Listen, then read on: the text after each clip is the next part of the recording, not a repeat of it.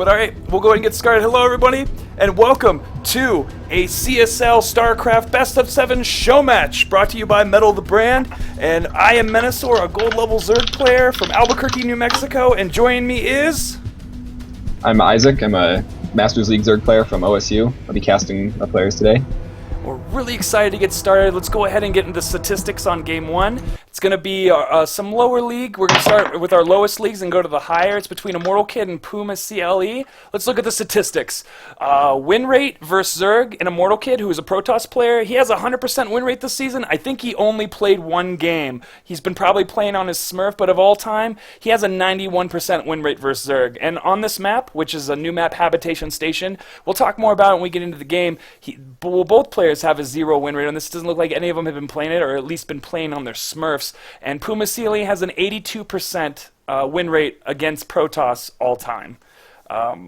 It looks like they're both pretty well matched up. Both haven't been necessarily too active lately or playing extra hard. So this will be a really interesting match to watch in general. What can you tell me about Puma and his preparation if you've been close to him lately?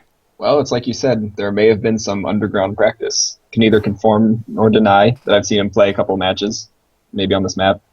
So we'll see what he has in store. Awesome. Let's go ahead and get started with this Game 1.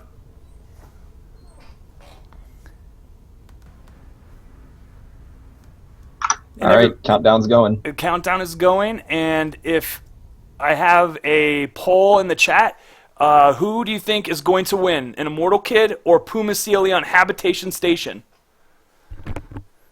And as a Zerg player, as I am too, what do you think of this map? I think it's really interesting that they're bringing back gold mineral patches. That's like the main thing people talk about on this map. Because gold mineral patches were a thing back in Wings of Liberty like a long time ago. And they kind of just got phased out. We stopped using maps that had them. But, now they're back, so we'll see what it's like in this new part of the Swarm metagame. Have you been playing on this map lately in general? Yeah, I've played some, which I really like how they did it with the gold minerals kind of right there in the middle. Because, you really want to expand to those quickly as Zerg. Take it as a fast third or something. But it's risky because there's a cliff right there. Terran can harass you right from the mineral line. If Protoss opens Stargate, it's really close, that kind of thing. No, I totally feel you on that. I saw when I played against the Terran, and what happens is the Terran lifted up from his main and went to the gold, and then 3-raxed me. And I just didn't scout. It was a terrible thing.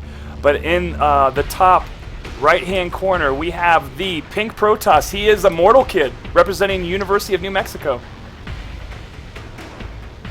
All right, and then in the upper left corner, we got the yellow Zerg player, Puma CLE from Ohio State.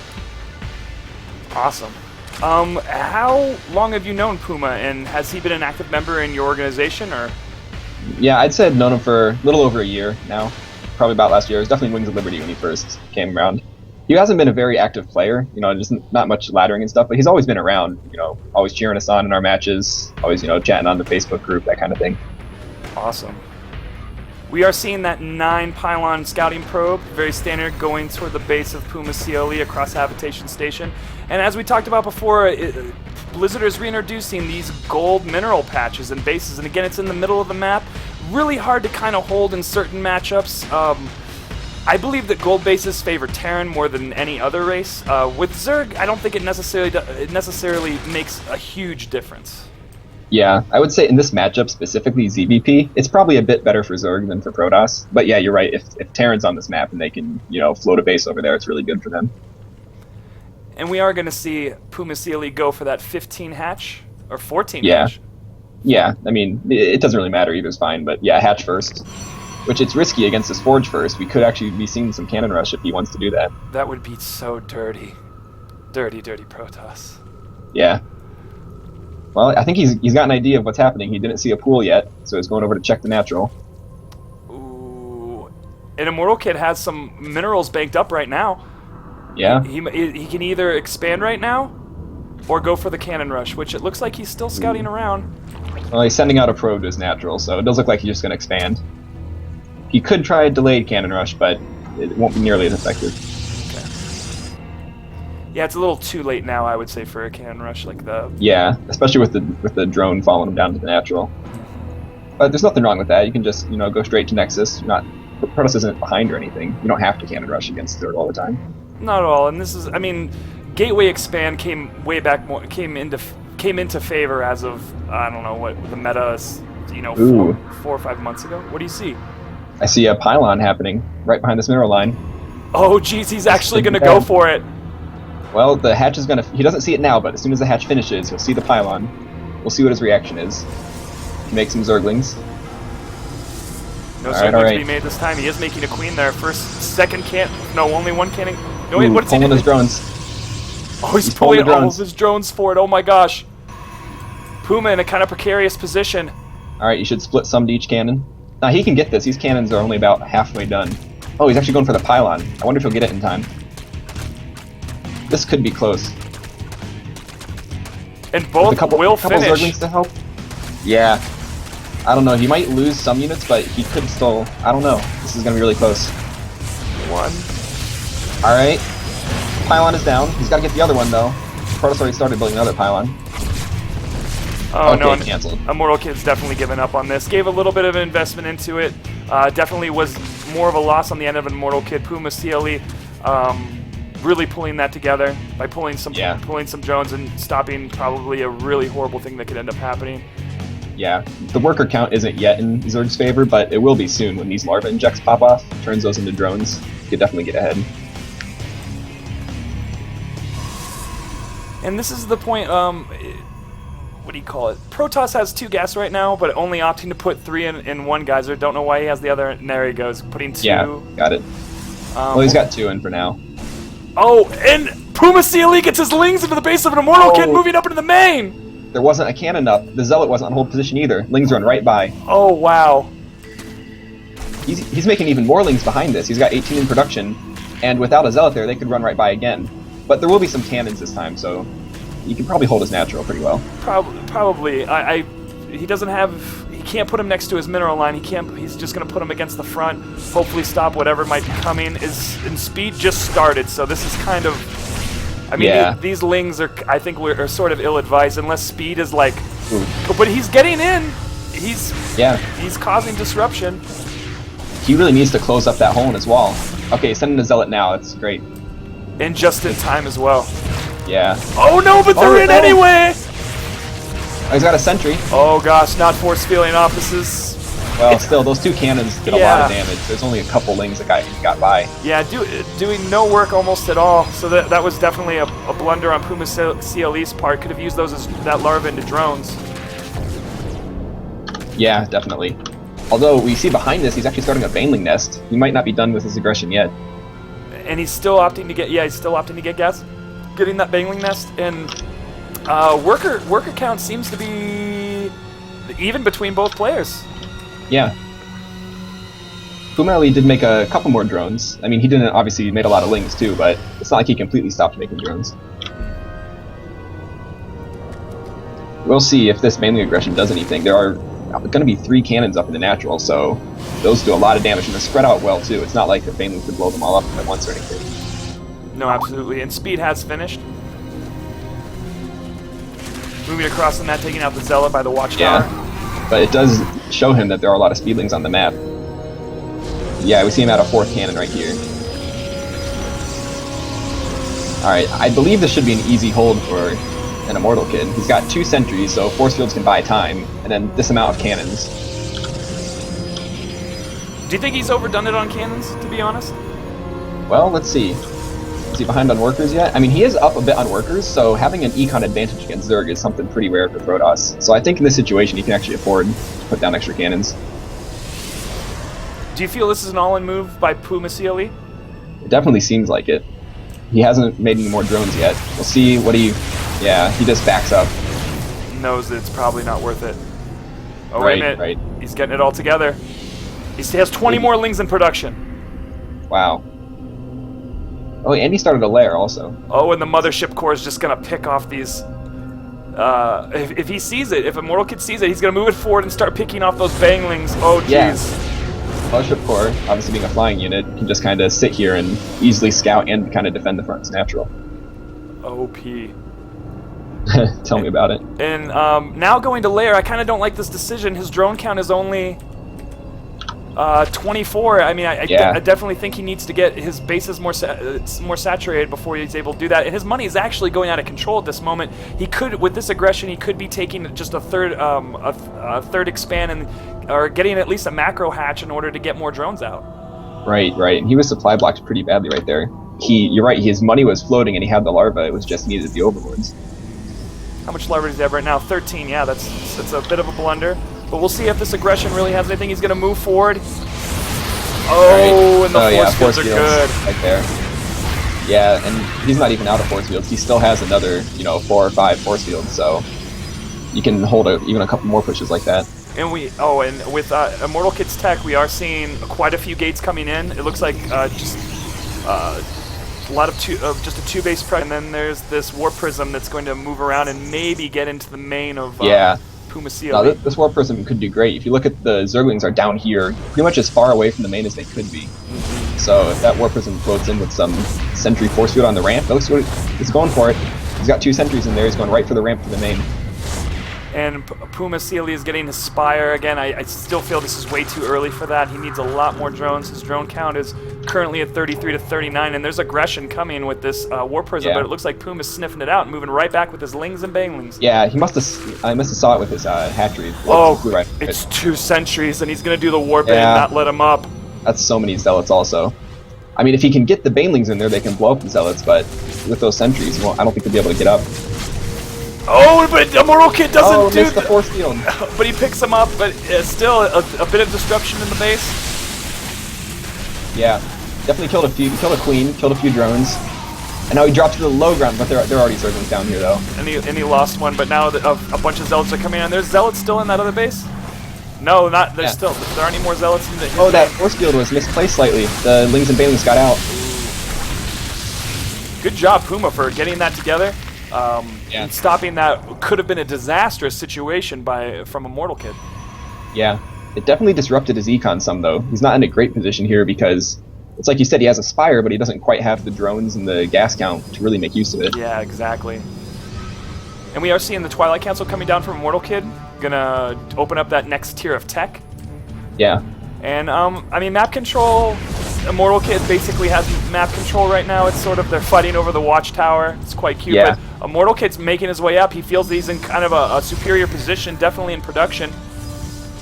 Yeah. Has he seen this 3rd base yet? Yeah, he knows it's there. So I believe he's going to go up there, probably kill the 3rd, and he can always recall out if it doesn't work.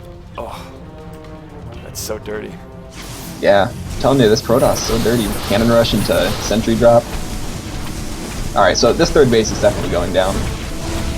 Lings and Banelings will come in. We'll see if he can recall in time, though. If he's not careful, those Banelings could blow up a lot of sentries. There's a few mutas on the map. How many mutas? 2 mutas on the map. Really not enough to do anything. And here come the Stalkers.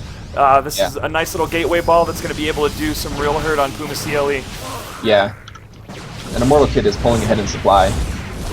He reached that 2-base saturation level, so he's going to have a much larger army value.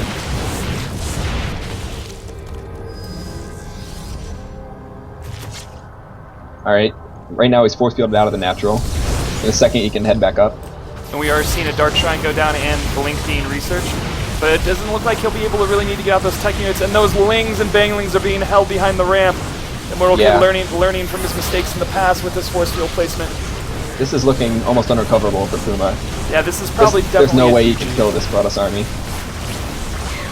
Probably most definitely GG from Puma CLE. He does have a 3rd coming up at the bottom, but again, he just really doesn't have the production and the amount of units to be able to stop this gateway ball. Right. Yeah, at this point he has half the supply as a Protoss player. Some DTs warped in the main. There's no detection here. Oh no! And there's the GG and Immortal Kid. GG. For UNM takes game 1. Oh man, those DTs at the end. That was like kind of adding insult to injury. Yeah, it was. They were definitely manner DTs for sure. G1. So everyone, if you're joining us, thank you very much for tuning in to this StarCraft show match between University of New Mexico and Ohio State University. I am Minnesota Gold Level Zerg player from Albuquerque, New Mexico, and I am joined by... Isaac, Masters League Zerg player from OSU. I'm the captain of our CSL team, and hopefully we can pull this show match back. We're down 1 game at the moment. and it is a best of 7, so a team has to win 4 to be able to win. Regardless if the 4 is reached, all matches will be played this evening. And we will be doing lower league matches up into our main event, which is our Master League match between Solar JTO and Hatris. And let's go ahead and get into make our next game, and Yep, I'll go ahead and get it. the statistics up between Kairos and Death Egg. It's going to be a PVZ.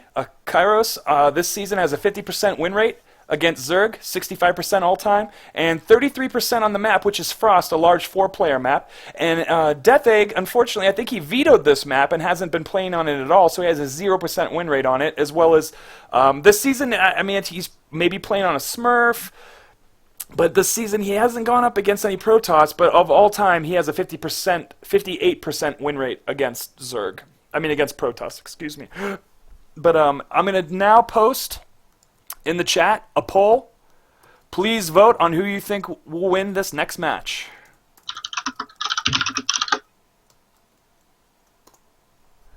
And give it a vote. And what else do we need to talk about? I think that's it. And is everyone in chat? Is everyone good? Yeah, there's Lawrence.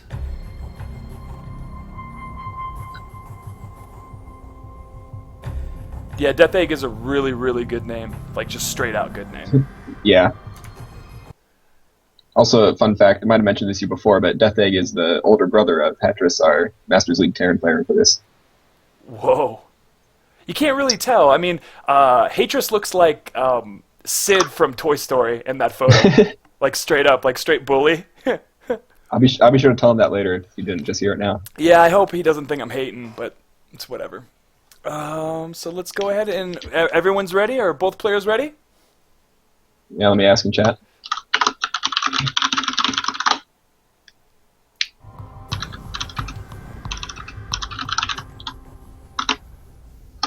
All right, we're ready. So we start in the game. Awesome. Let's go ahead and get right into this match between Kairos from University of New Mexico and Death Egg from Ohio State University. Frost, what do you think of the map? Well, it's definitely one of the larger maps, you know, being a 4-player map too. I think the starting spawns could really play a big role in how this match plays out. Like, cross spawns would probably favor Zerg with just more room and, you know, more time to react to what Protoss is doing. No, exactly. What I like about this map in general is you can spawn in any which way, so it kind of alleviates certain pressure for a certain early cheeses, and allows for macro games to really take place. But then there's the idea that someone can really take the meta and just switch around, because if you move your Overlord in one direction as Zerg, and you scout with a drone in the other, and you 9-pull, you can find where they're at, or at least figure out through deductive reasoning. And in the bottom right-hand corner, we have our purple Protoss, the man from UNM. His name is Kairos. And over here in the lower left corner, we have the green Zerg player from OSU, Death Egg. Whoa. Yes. Do you know anything about Death Egg's play? What can you tell me about him? Well, I can tell you that he has been more of a Dota 2 player than a SC2 player recently. But back when I have seen him play a lot, I would definitely say more of the macro-style Zerg. Last game we saw a really aggressive Ling-Baneling aggression from Puma. I think Death Egg probably play a slightly different style. Might, you know, go for an early expand, drone up a bit. But I don't really know what composition, because Heart of the Swarm, Zerg has a lot more options. He could be going for Swarm hosts, or it could be mutas. Actually, not really sure. Yeah, against Protoss, mutas is probably like, well, a transition into, I mean, a mid-game of muta, but then figuring out what you're doing after that to be able to stop the Protoss. But there's also Hydra Roach into Swarm host. It just depends. I guess he just has to see what his the beginning tech choice is from our Protoss player. And from what I know about Kairos, he's definitely doesn't akin to meta that often, and his meta is for you to think he's not going with the meta, and then you're just completely caught off guard. So I haven't seen him play too often. I've played against him quite a few times in my history as a StarCraft player. He likes his Blink Stalkers. He rarely goes DTs, and I haven't necessarily seen him go Stargate ever, but we do have that probe coming around to see that 15 hatch. Yeah, and about the same time we'll have the Overlord from Death Egg floating into the main here. So both players actually scout each other first, which is kind of lucky on both ends. And we are seeing Death Egg getting that gas right off the bat, probably to get speed for scouting early. This is a very standard opening, going hatch and pool and gas. You know, you can get some speed, but you still have hatch first, so you got plenty of econ also.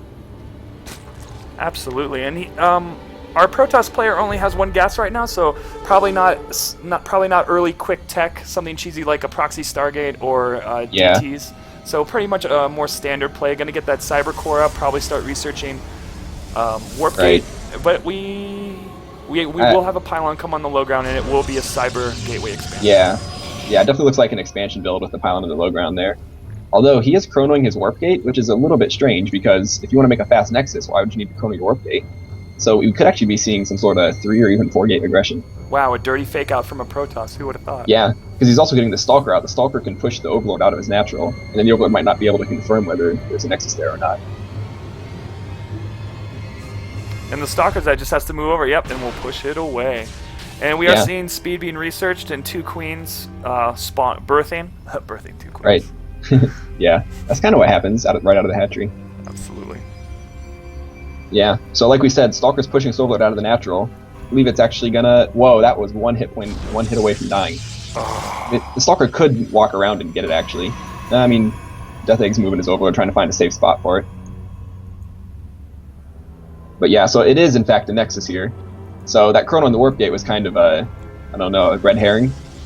Yeah, and he is getting a Forge right now, which indicates expanding. He is getting that Robo down, probably going to get an observer out first and figure out what he's going to really be going with that. Probably Colossus tech. Yeah, it's a pretty safe bet if you get a Forge and a Robo. Like, if you get a Robo with no Forge, then you start wondering, like, whoa, is this, you know, Warp Prism? Is it like a Mortal All-In or something? But yeah, with the Forge and the Robo, it's probably just like, you know, get +1, get some Colossi. Pretty standard macro build. Immortal Sentry All-In, super scary and very, very, very hard to stop. Yeah. And we're seeing that less aggressive third, not expanding toward. Yeah. What do you think of this expansion, or what do you think of the thirds on this map? Yeah, I definitely think Death Egg took the correct one. I would say, like, I would normally take that one that he took now unless Protoss was in the vertical spot that it'd be close to. But if it's either diagonal or this kind of horizontal spawn, I think, yeah, this is the right third to take.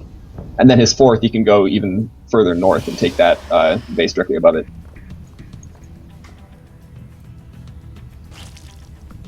And no indication. Just getting that double Evo chamber is Death Egg. Yeah, I'm actually interested in what upgrades he's going to get out of this, because if you see melee upgrade, it could point towards, you know, Muta Ling play, or if it's just Roach or, you know, missile upgrades, then it could just be more standard Roach Hydra type thing. He is getting defensive spores at the moment. Yeah. Maybe kind of paranoid. Yeah, I would say so, because there's no real like Protoss isn't doing anything that would Zerg would need spores against, but Death Egg doesn't know that. His first Overlord is still in the red, so doesn't feel confident that he could really scout what Protoss is up to. So yeah, those are just kind of safety spores, you know. Not sure if DTs are coming, Phoenixes, you know, helps against both. We are seeing Carapace and Melee opting to a more Ling route, and definitely probably going to spend his gas on Mutas. Yeah, I would imagine so. He already has all 4 geysers mining, and his lair is going to be finishing fairly soon. So I would expect his fire to go down. And here comes the gates. We have... Oh yes, it's going to be... Whoa. That's a lot. He's going to have up to 7 total after this. Wait, no. Or an 8. Is there an 8? No, yeah, 7 total at the moment. So let's see, what's his probe count currently at? He's, 38 probes, and he only has 1 gas geyser, so this really looks like a Immortal Zealot all-in. Because he doesn't even have the gas to make sentries with this. So this could be really rough. It definitely could. Do you think Death Egg will definitely be able to stop this? Or is he going to start production and going to know? He hasn't been scouting at all. He has no idea what's happening in that base. Yeah, I think he could, because, I mean, obviously Mutas are great against Zealots and Immortals because they can't, you know, shoot upwards. But it's going to be hard, though, because it's going to be such a massive ground army for Kairos. And, you know, the Mutas can kill it, but the question is how quickly. Maybe those Immortals could, you know, kill a few hatches, in which case, not that good. And Kairos starting his +1 armor. His +1 attack has been researched, but with this +1 coming in from our Zerg player, that window in which he has to really use that is diminishing, but as well as he's probably gonna maybe do the hit right as his +1 armor is finished. Yeah. I think if Death Egg saves some larva and makes like, 10 to 12 mutas right when his fire finishes, he could be in a pretty good spot. Because really, off one gas geyser, well, okay, he has 2 gas geysers now, so that's not quite as bad, but I still don't think he'll be able to make enough anti-air to hold off the mutas. That's absolutely true, and Kairos' money is, I think, yeah, going out of control, or is he going to drop down a bunch of 10 zealots? Yeah, well, with 7 gateways, he can make a lot of zealots and spend those minerals. Alright, we got some mutas on the way. He's already got mining up at his 3rd. Death Egg has a great econ for the situation. 61 drones against a Protoss on 2 bases. Like, any more than that, and you would start to, worry that he's overdroning. No, absolutely. He's getting ready, making his offensive units, getting ready for this 2-base all-in, and those zealots and Immortal, Stalker are moving across the map, but Lings at the tower were able to see it. Lings at the tower saw it coming. And how many mutas is he up to? He's got 13 on the map, 3 more on the way. And with only 1 sentry and 1 stalker here, I really think Kairos should recall as soon as he sees the mutas. Oh, absolutely. But the mutas are in the main. Oh, they're already base trading. Whoa. But no, okay, pushed out by a few stalkers. Mutas are leaving because definitely has to come back and try to deal with this. There's enough Lings and mutas, I think, to stop it. And his army's actually getting split apart right now. Yeah, he's got some zealots going into the 3rd, some others fighting up here on the high ground. We'll see, though. His army's too spread out to recall everything, though. Most definitely. And honestly, Death Egg is going to be able to clean this up most definitely. Yeah. This is going really well for Death Egg. He killed the Mothership Core. Clean up these zealots pretty easily. And he even saved a lot of the drones at his 3rd. He ran them to his natural. I think he only checked the workers killed tab. Only 5 total. And let's watch these mutas just go right into the main of Kairos and cause such devastation that we may have to see a GG. There's really nothing in here to stop it. There is a few stalkers, and he may have a few more warp-ins to come in, but really this is a lot of mutas right now. And I mean, this many stalkers can't even fight those mutas. Like, those mutas would win if it was just a straight-up fight. Absolutely. And he lost his Mothership Core, like I said, so he can't photon overcharge either. And there's really such an econ advantage in favor of Puma. I mean, in favor of Death Egg, that there really is no coming back from this. Yeah, he's just getting more and more mutas out. Still has his 3rd up and mining. Kairos does have a Stargate, but it's a bit too late to start Phoenix production when there are already nearly 30 mutas out. This is that place that every Protoss fears: the failed all-in and mutas that you cannot stop. Right. But Kairos trying to work his way, trying to defend his way out of this. He is putting down some pylons to repower these gateways, and I don't really know what he's going to do after this. He has enough money to take a 3rd, as well as maybe make some units to try to stop it. Maybe some static D, like some cannons. He really needs some static defense in his main and get his pro count back up. Yeah, he's starting a Twilight. At this point, he actually has every tech path off 2 bases. We'll see what he wants to do with that. I mean, the logical choice would be Phoenixes and Blink Stalkers. Seems to be, one of the best ways to deal with mutas, but it's not really a matter of, composition. It's just a matter of econ at this point. He's too far behind in money and army supply to really make a comeback. And then we have the engage at the front wall of Kairos, but Death Egg pulling off, not wanting to engage into the wall, as well as all those stalkers. Yeah, this is like the age-old Artosis proverb about StarCraft. When you're ahead, just get more ahead. He could try to funnel into a small choke and kill off Kairos' army, but, he doesn't really need to. And armies. I would like to see him be a little more active with the mutas, poke the main more, kill a couple pylons. Oh yeah, the main is just wide open. Yeah, you can do some good damage there. And we do have a Templar Archives coming down to get High Templar for Storm and getting some Archons, and that's actually Kairos' favorite. Archons? Yeah. Archons are just great all-around units. Like, there's pretty much no unit in the game that the Archon is bad against. Except maybe, like, Ghosts. Except Ghosts. Yeah. That's funny.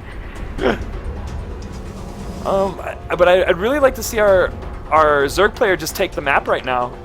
Like, that, it's what he basically could do. There's no reason why he shouldn't have, like, every base on his side of the map. Yeah, I mean, he's starting a 4th year, but you're right. He could be taking, like, a 5th and a 6th up in the northern half of the map. He could even, like, expand to the other corner, like, take one of the other mains. Because it's just, like, even if Protoss sees it, what's he going to do? You have so many mutas on the map, you can't really send anything out there. And Kairos having Death Egg having the watchtower down here, it wasn't able to see these zealots run around to probably harass his 3rd, but I don't know really what he's going to do with it, because in general, it's going to be able so he can take his 3rd and be able to defend it. These zealots just snuck right by the watchtower and all the units. But I don't think the rally point was kind of off. He's going to walk across this creep, and Death Egg's going to be able to just see it and be able to take care of it. Yeah, and even if he doesn't see it right away, he can run his drones, and I don't think the zealots will be able to kill the hatchery. Alright, let's see him move his army once he sees his base getting under attack. Very slow reaction time from Death Egg, be able to kill that queen, and still not moving. Still not moving. Okay, there we go. Okay, and Swarm Host's coming out right now. Yeah, he's transitioning into Swarm Hosts. Which, I don't know, this kind of makes sense though, because Swarm Hosts are like the ultimate cost-efficient Zerg unit. It's the one thing where you can just make Swarm Hosts and then Protoss, will slowly die over time as the waves of Locusts just kind of roll them over. No, I agree. I mean, he was so far ahead though, honestly, whatever tech path he picked, he could have ended this game. I guess Swarm Hosts is his unit of choice. No, that's good. Unfortunately, Kairos is not able to get that third up, and I don't know if Death Egg is going to be able to notice this probe going down here. Is he going to check? Yeah, I don't know. There is a queen coming that way. Yeah, he might see this as it starts, but it's not a huge deal even if it does get up, because he'll have to send probes to mine there, and those probes would have to walk right through swarms of locusts. No, absolutely, and the first string of locusts is coming around. Yeah. This is really hard to stop unless you have like a sweet spot of Colossus, like 4 to 6, to really be able to have enough splash damage to really take it down. Yeah. Definitely need the splash damage, and all he has for splash is a couple Archons. He does have a High Templar here. Storm's not researched though. Death Egg making sure that he does not get this third. Yeah. The Queen noticed, like you said, and just send his Mutazlings to clean it up. He's got to be careful though, Swarm Hosts are now kind of exposed. Yeah, and Kairos is moving his way up. I mean, he's picking up some Swarm Hosts right now, but yeah, there's really this too did much lure here. Kairos out of his natural. And he's just going to move forward with that stuff. No, actually, he's going to pull back. Nexus Cannons goes down, not going to make too much of a difference. 2 Archons on the high ground trying to make some work of that splash damage. Yeah, Death Egg's ready to end this game. I mean, he's trying to keep his mutas alive, which is smart, but, all his lings are in there. They're actually, his lings are going to die. But this position's great for Death Egg. If Protoss stays in his natural, the Locust will pick him apart. And then if he pushes out to get the Swarm Hosts, he'll have to contend with the mutas and Zerglings. No, it is a great composition. Yeah. And then we're only waiting for... I mean, he has tons of... lots... Oh, he's just going to morph him right there. Morphing Archons right there, but really there's not enough to take care of this. These 3 Archons, man, they're doing a Sparta-style last stand on this base.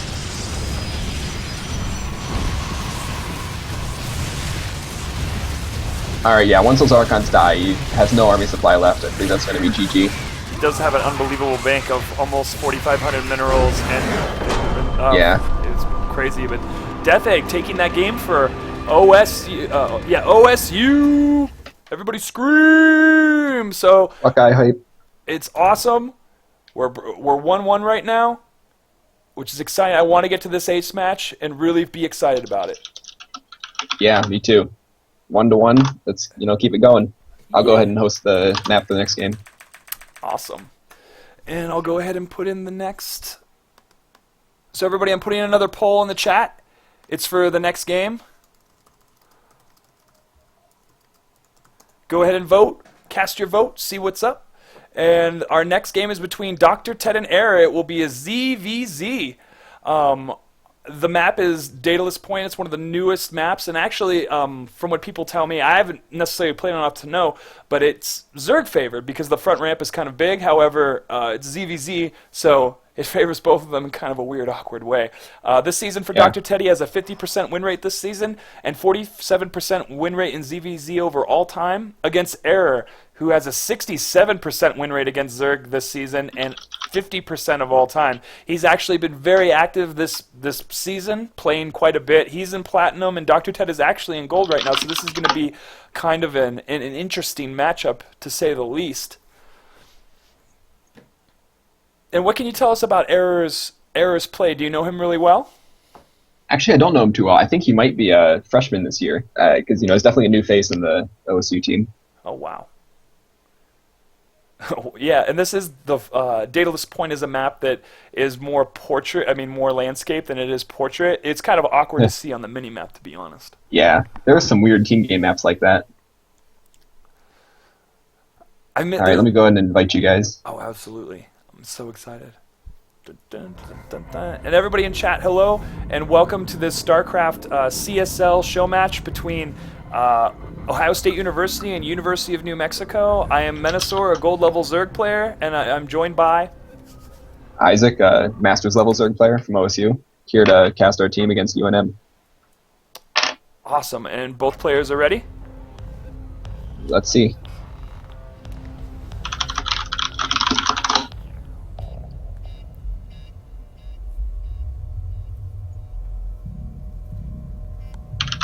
All right, both players are ready. I'm hitting start game. Awesome. So we're going to get the countdown has begun. Dr. Ted versus Air on Daedalus Point. One of the new maps has been initiated this new season.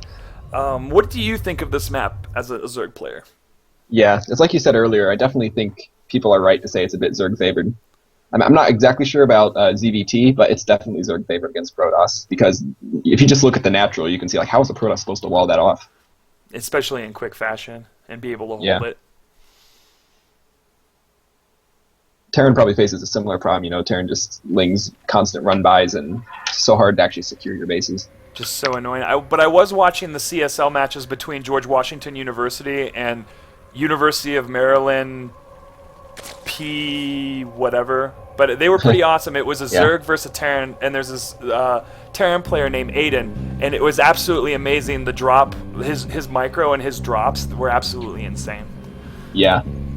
But that's one of the cool things about these maps like this. You know, it's like everyone says it's, you know, Zerg favored, get a lot of ZVZs on it and that type of thing. But then, you know, every once in a while, some guy will come around and be like, I'm a Terran player, but I actually have a really good strategy for Daedalus Point. And then they'll send him out, and he'll be able to take out Zerg players left and right. It definitely surprised me. Drops scare me, just in general. Yeah. But in the top left-hand corner, we have our purple Zerg. He represents University of New Mexico. Give it up for Dr. Ted! And the lower right corner, we have Error from OSU. Awesome. Well, the doctor is in. I don't know if the error will stop the Dr. Ted. But you've never seen Error's play or how he's been practicing? No, I can't say I have. Like I said, he's a Plat League Zerg player. His name's Yao, and he goes to OSU. I think he is a freshman, so we'll see what he's capable of. Awesome. Dr. Ted, I think, is a sophomore at University of New Mexico. His characteristic play is really good on his macro. The only thing is he gets to this point in the game where he's between like 120 and 200 supply, and he has a crap load of money and doesn't make enough overlords, and then it kind of gets out of whack from there sometimes. But otherwise, very solid ZVZ. I've played against him many times, and at this point in time where I thought I was on fire, he was the only guy that could 4-0 me in a best-of-7, and it was pretty killer. Yeah. Oh, and Error getting that cancel. Yeah, you see Error went with the early drone scout, and he's even denying this natural some.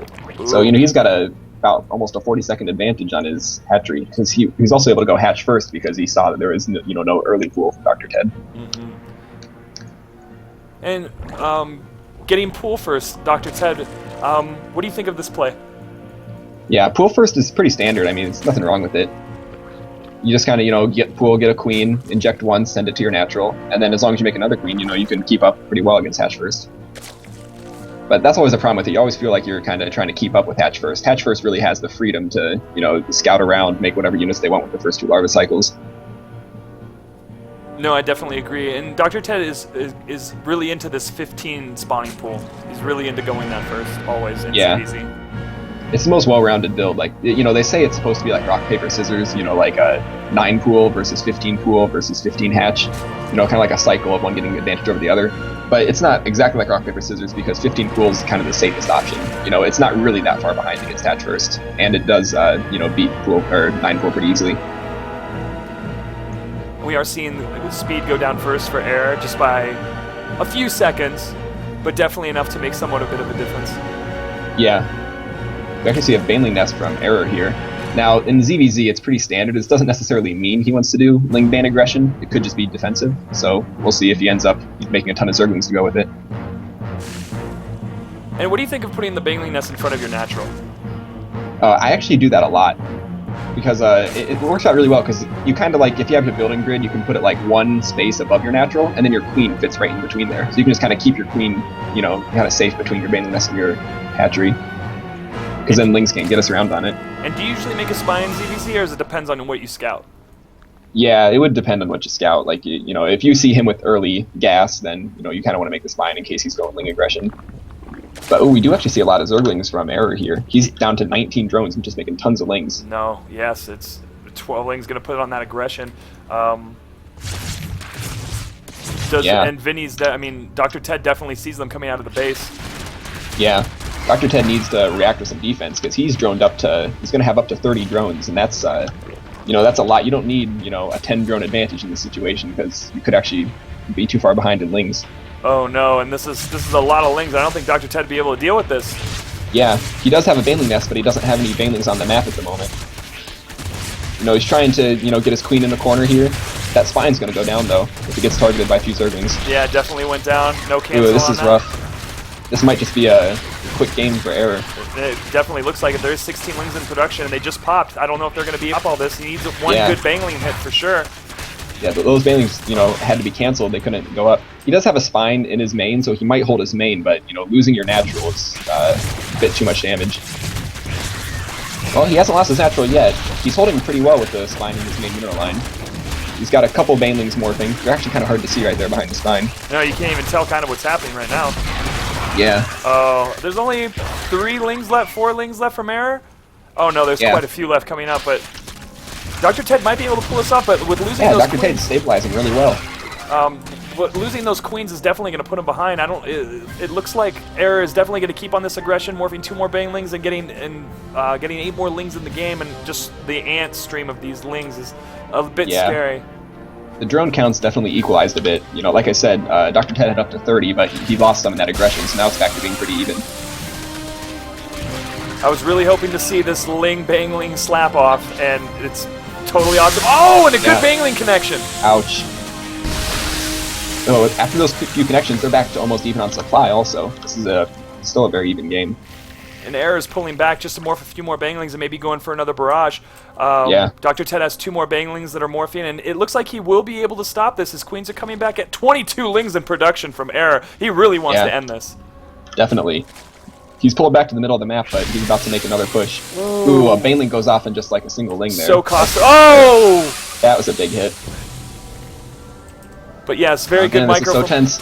Very good micro from both players. I mean, giving it up here and there, but definitely. But Error looks like, oh wow! And there's one bangling in the middle, taking it out. That was so big. That was huge. That was like 12 lings to 1 baneling. So cost effective, and Error's keeping it on. 22 more lings in production, and it looks like they're staying really even. The worker counts are 25 to 21 in favor of Dr. Ted. Yeah, Dr. Ted got a bit back ahead in workers, but actually one thing is he only has a single queen. I didn't even realize that. He's been working off 1 queen this whole time, so his money's starting to climb because his larva's not there. No, I mean, that was probably the biggest hit in regards of Error's damage, because when you miss those larva inject cycles, it's huge. You just don't have the production. But now I think he's had really cost-effective bangling connections, so he's really been able to stay in this game, and we have the next engage. Yeah, a couple banelings in here. Ooh, that hit wasn't that big. No, and neither was that! Yeah, both those were really good dodges from Dr. Ted. And there's 3 banglings from Dr. Ted. They're going to be able to really put this back. He better not lose those banglings or those stray Zerglings in the back. A couple of those are low, but he keeps them alive for now. Oh, that is amazing micro from Dr. Ted.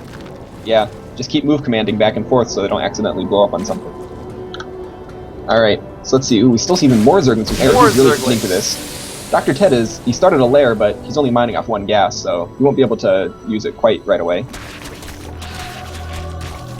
Getting those other gases right now. Dr. Ted really wants to get to Muta. As in ZVZ and knowing him, he wants to get to Muta as quickly as possible, and he's been doing some really cost-effective hits, keeping himself in the game. This is absolutely phenomenal. Yeah, he still has 2 banelings alive, so he could probably hold this next push pretty well. Unless he's he's going right into the main!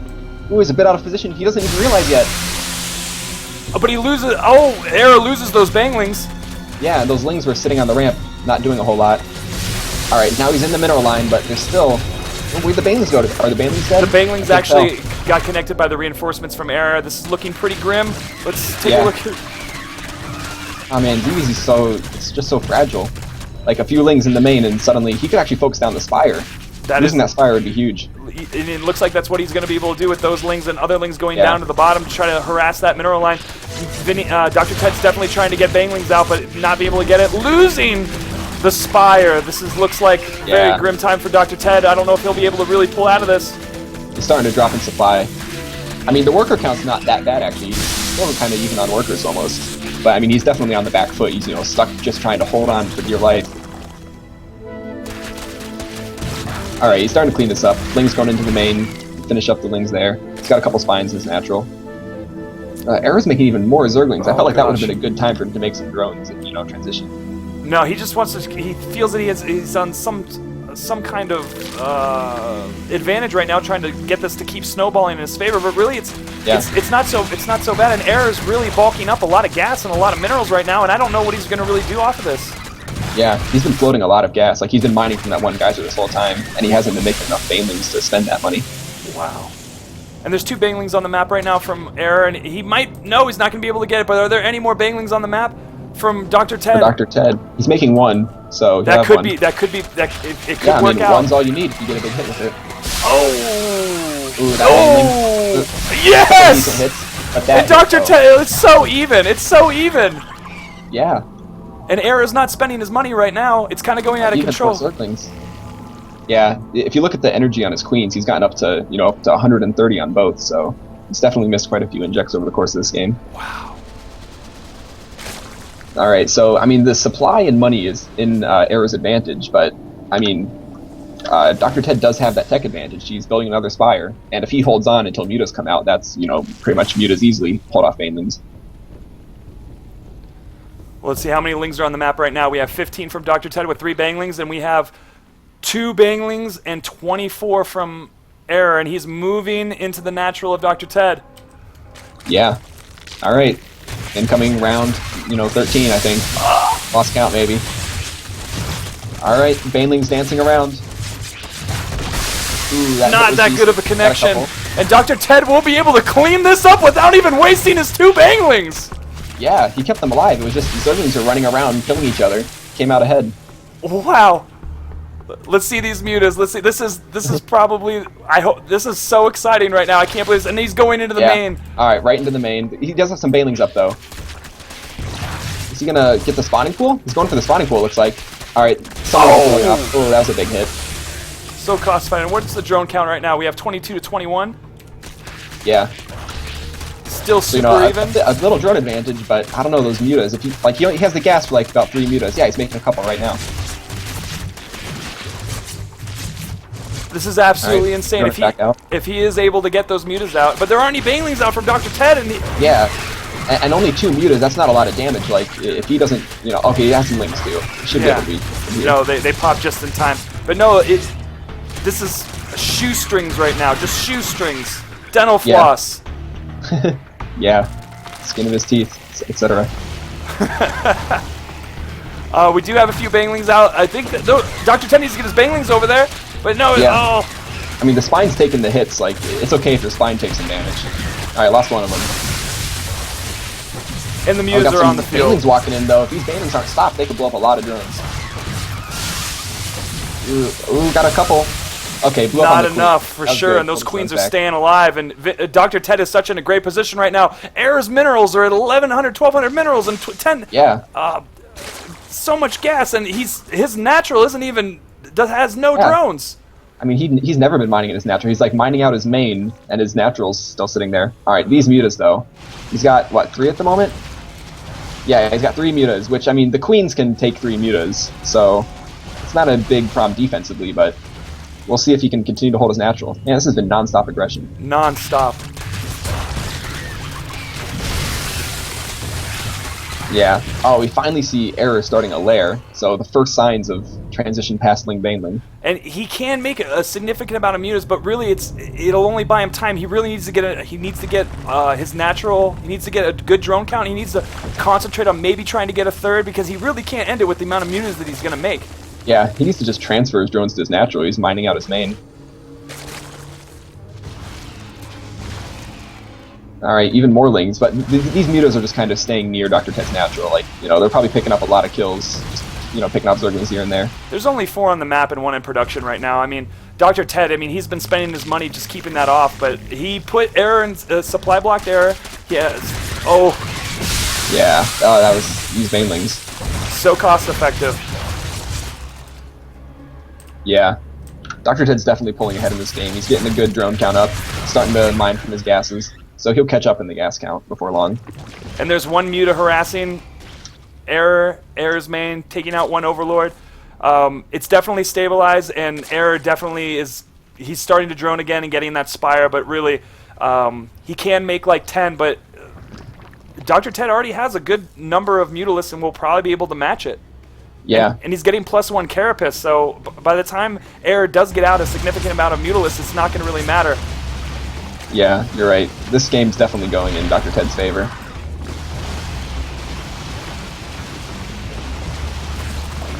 He's trying to get a Spore up just in time to hold these Mutas. I don't know if it'll do it. Not going to be able to do it. He will lose one Muta. Yeah. Alright, yeah, this game looks like it might finally be over. Error's starting to run out of steam. He's kind of out of money. And he just, I don't know, there were a few points in that game where he was ahead and he felt like he could have, transitioned out of it, but he just kept making the Zerglings and eventually just kind of, Dr. Ted stabilized and was able to come back. Dr. Ted's micro, he was able to get those key Bangling heads, making them very cost-effective, keeping him in the game. Yeah, definitely cost-effective. If you look at units lost, he's a full 1,000 resources ahead. It's absolutely insane. And Dr. Ted pulling the most amazing comeback in the GG from Error, and UNM, yeah. Dr. Ted takes this game! Wow. Yeah, that's the ZVZ I expected on day to this point, with that open natural short rush distance, constant link bane aggression. So awesome. UNM up 1. It's 2-1 right now. With our next match coming in, I hope everyone had a really good time with that game. It was absolutely amazing to see Dr. Ted and Error go at it with that slappy ling bangling stuff. Yeah, that's a good way to describe it. I saw this infographic before of what the mirror matchups look like, and it was just like two guys slapping each other. I wish I could find it. It was pretty cool.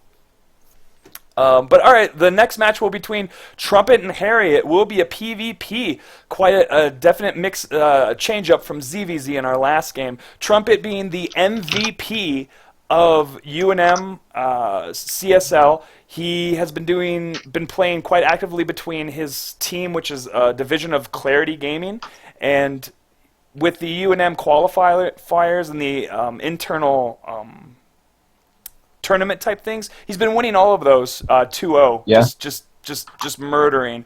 And he's going against Harry, who has a 67% win rate against Protoss this season and 44 all time. So he's feeling lucky right now with that. Trumpet has a 53% win rate against Protoss, but they're playing on a map called Fruitland, and if anyone's familiar with it, it has some interesting mechanics to it that make it awesome, which we'll talk about in just a moment. I'm giving Trumpet the tomato advantage.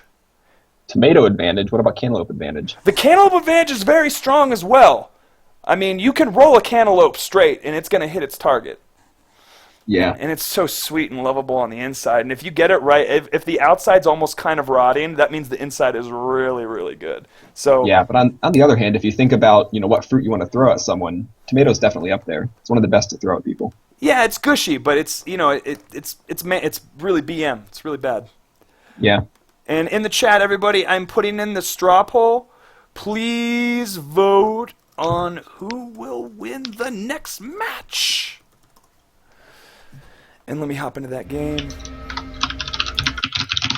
And let's get into the game screen. All right, you got refs, both players Protoss. Lemon!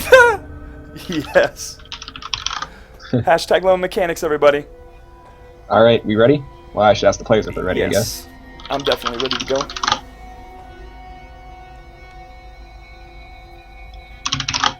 All right, we're ready. Go ahead and start. Awesome. We're getting into our next match between UNM and OSU. We have Trumpet and Harry on Fruitland. Have you ever played on Fruitland, Isaac?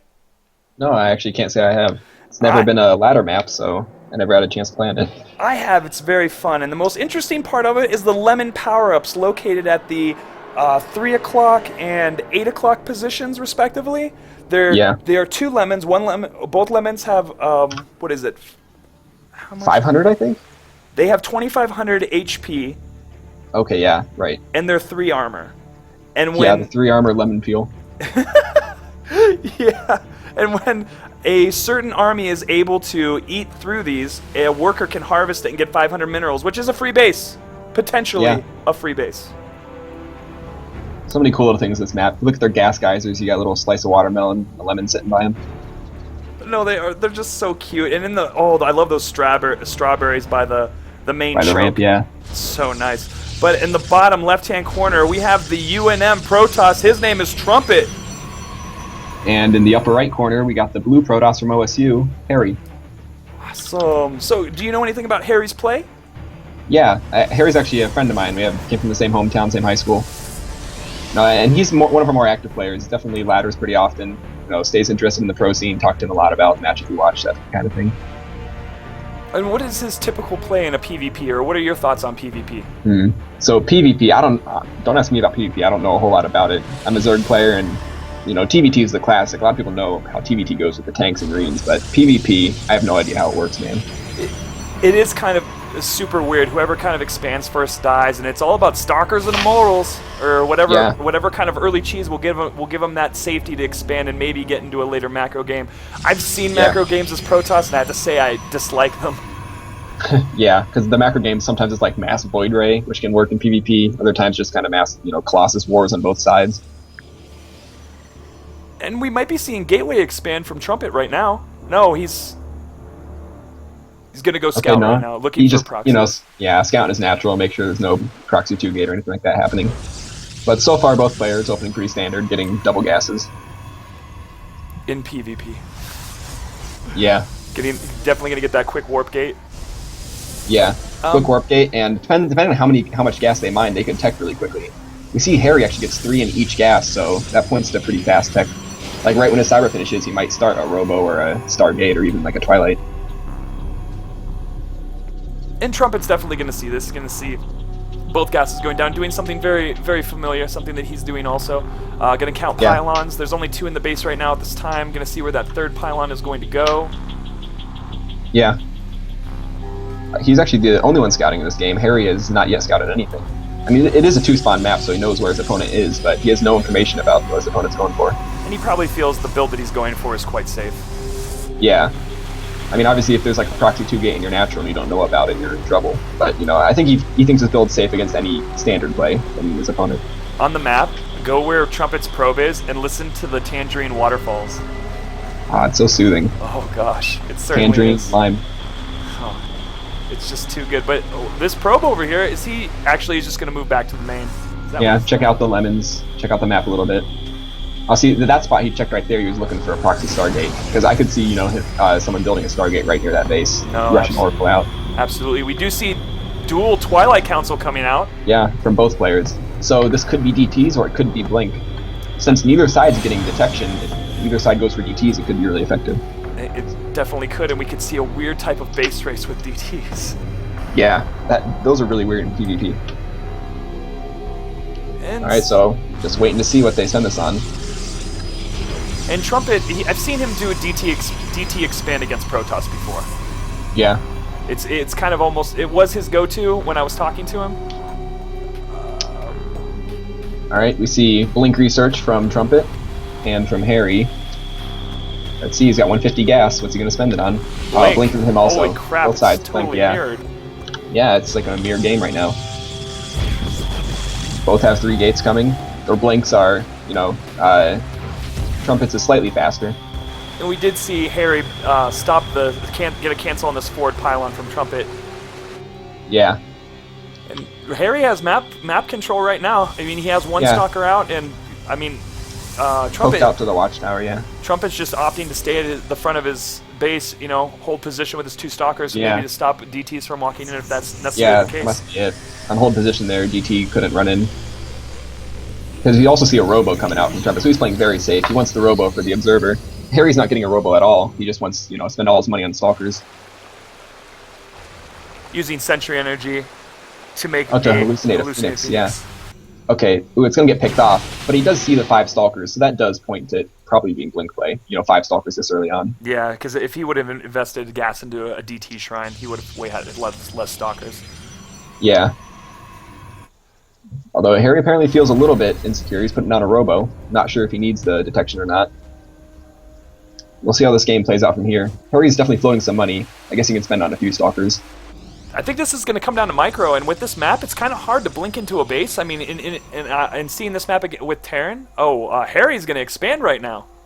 Yeah, he's got the extra minerals. He's putting out a Nexus. This can make it really hard to hold because his opponent is doing the exact same strategy, and if he's investing the money in the Nexus, defending could be very hard. Oh, Trumpet just saw the natural go down. He knows that this is his moment to really shine and come in. Yeah. We'll see what Harry makes out of this Robo. If he gets an Immortal out ASAP, he could have a good chance. Is he making him? No, oh, he's going Immortal first. Yeah. Drop a Chrono on that. It could be out in time. He might have to fight a little bit without it, but if he just stalls... Blink is done for both. Alright. He's going back up his ramp. Or not. He's just kind of dancing around, trying to stall. Alright, he might be giving up his natural. Yeah, he's going to have to cancel that. And Trumpet just pulling back, not wanting to get up in that choke. Again, it's a really hard map to blink into. Yeah. Can they blink from this ledge down here? From where that optional third is? Optional third. Yeah. Yeah, you can blink over that if you wanted to. But there is an Immortal out, so if he blinks up, you'll be in for some pain. Okay, but he is pulling back, though. His Stalkers are walking back home. He's taking his own Nexus. He feels comfortable just getting that, little damage, canceled Nexus. He is a little bit ahead. He's 3 workers ahead. Yeah. Alright, we'll see what Harry does from here. He could remake his Nexus, or he could just, maybe try to counterattack with Immortals. That could possibly work. It could possibly work. It would definitely come down to micro at that, but he's going to expand right now. And we're going into a macro game. But no, we do have a blink up into the main, taking out a few probes, but Nexus Cannon is down. This won't last for too long. Oh, he blinks even further in. He's giving up these Stalkers. Was it worth it? How many probes? He lost 3 Stalkers. How many probes did he kill? Only 3, which probably wasn't I don't worth know it. if that trade's really worth it. No. We'll see, though. I mean, if he has time, because he does have a worker advantage, so, as long as he's safe for the next few minutes, he can definitely make up for that. And Trumpet macroing up, just making probes. Yeah, both sides are. Continuing probe production. So we'll see. I mean, Harry's definitely behind on the worker count, so if this is going to go into a macro game, I feel like, he should move out like this and try to do some damage. At least try to take map control. However, this observer is going to see the army coming in. Trumpet's going to know what's happening. Yeah. It's definitely hard to attack in a PvP because of the Photon Overcharge on the Nexus means that there's a pretty strong defensive advantage. No, absolutely. Just need to find get the army out of position, and just have a better concave, or it's all going to come down to micro, that blink. Again, Stalkers and Immortals, PvP. Yeah. Alright, what's the Immortal counts at? I think Harry's up by about 1 Immortal, considering the production cycles. He's getting Observer, though. And by the time he would make it across the map, the Immortal count would be evened. And there's 2 sentries, but I don't think sentries will really... could do I mean, a little bit. Guardian Shield's useful, yeah. Alright, this army's moving out. Oh, he sees the Observer. He could pick it off. Oh, the Observer's flying away. But Trumpet sees it. He's going to get ready. Yeah. So we'll see what the transitions are from here. We see Trumpet starting a High Templar, which I'm assuming that's for Archons, because Storm's not that good at PvP, but Archons can definitely help. And his +1 is researching right now, so he's definitely going to be ahead on the upgrade. Yeah. Harry himself is getting a Forge, which he'll be pretty far behind in that +1, though. And Harry's moving back. He's kind of wanting to posture forward, but he's not feeling confident about it. Yeah, he's not actually committing to an attack here. Alright, we'll see where this goes from here. Harry has yet to show any further tech. He's still sitting on a Robo. He has no Colossus Bay. He has no High Templar Archive, so I'm not quite sure what he's going for. We're having Harry take out this forward pylon, and he's going to work on the first lemon power up in the 4 o'clock location! Oh, that's what he's on the map for. Just getting the lemons. He just wants the probe out? He is. He's sending one to harvest it. This is a free base. Nice. Did you see the gusher? Did you see the gush? Oh, right when it died? Oh, yeah. Yeah, juicy. It was absolutely delicious. Alright, he's coming back to his natural. Like, that would have been a bad time for an army to walk into his natural, but he's out killing the lemons. Oh. But alright, the probe's out there, starting to mine it. Let's See? Oh, it takes a little bit to mine, apparently. Yeah. Not quite as fast as regular minerals. It's 500 minerals. That's heavy. Yeah. I mean, that probe didn't want to do that, like, at all. All right, there it's got the lemons coming back. I don't know what he's going to do with these minerals. I guess put down more gateways.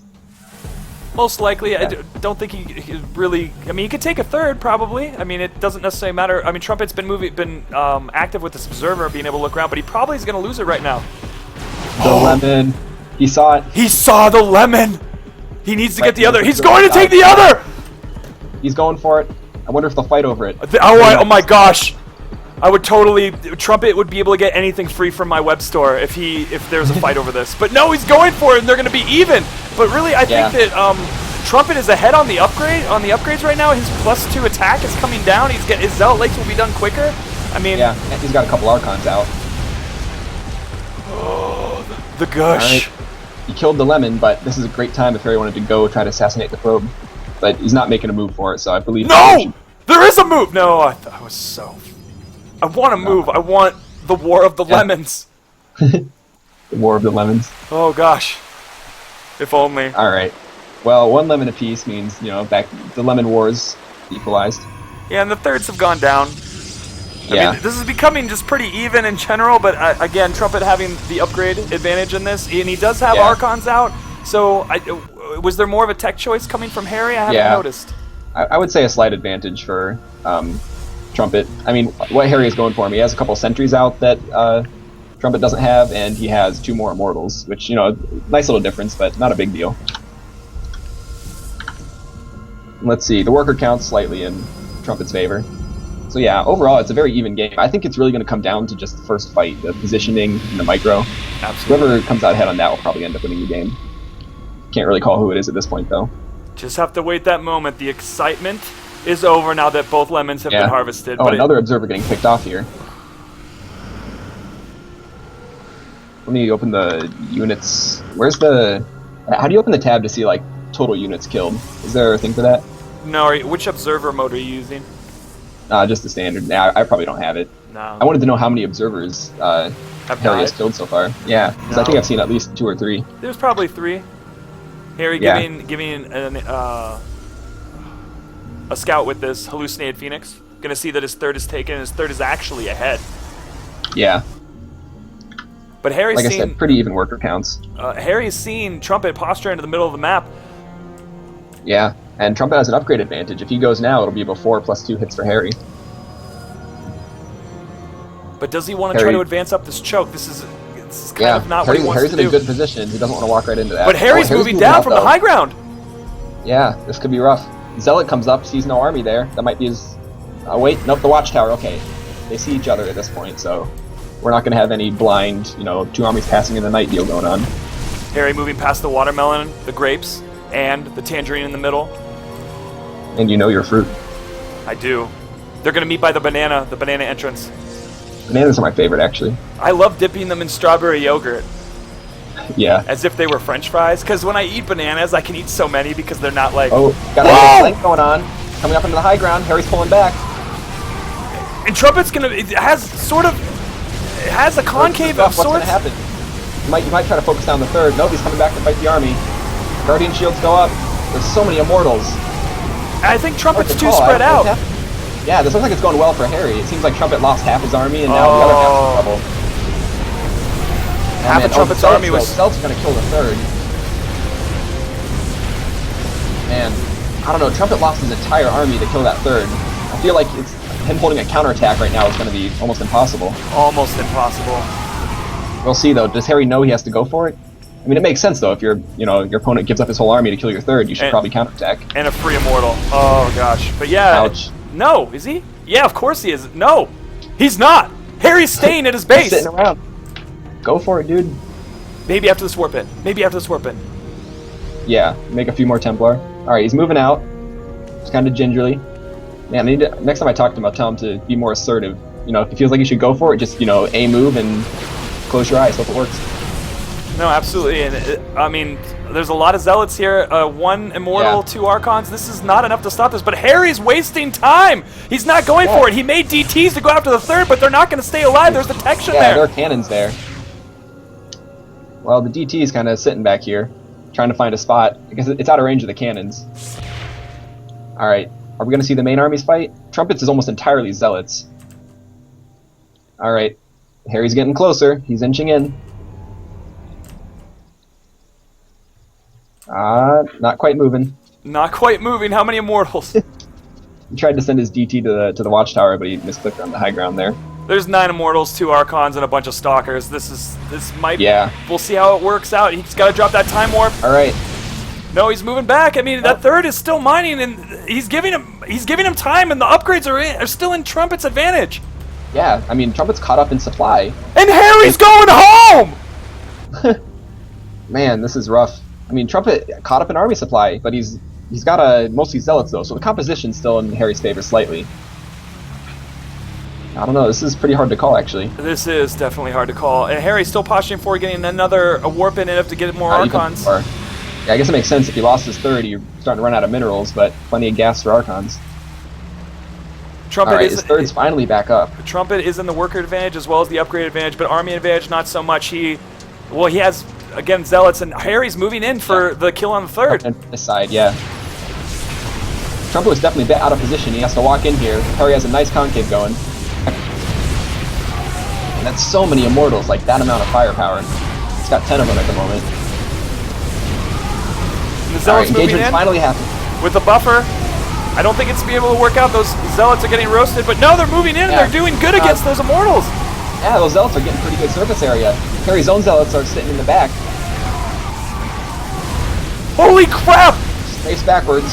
Trumpet has lost his whole army before, and he's able to hold this, or maybe kind of needs to get back in the range of that. Yeah, no, it's very close. They're both down to 90 to 100-ish supply. Alright, Harry pulls back, takes a breather. He still has 5 Immortals remaining. But definitely less Archons than Trumpet. Wow, Trumpet has the advantage right now. Where is, what are Harry's upgrades? He has 3 attack? 3-0. Trumpet's 2-1. So, I mean, same number of upgrades. Might be slightly better for Harry with the +3 attack. Who's going to take the 4th first? I don't know. I mean, they should do it before they mine out their naturals for sure. You want to keep at least 2 mining bases going. And we are seeing Trumpet get into Colossus tech. He's getting transition to Colossi. And Harry has also started his Bay, but it's slower than Trumpet's. Oh wow.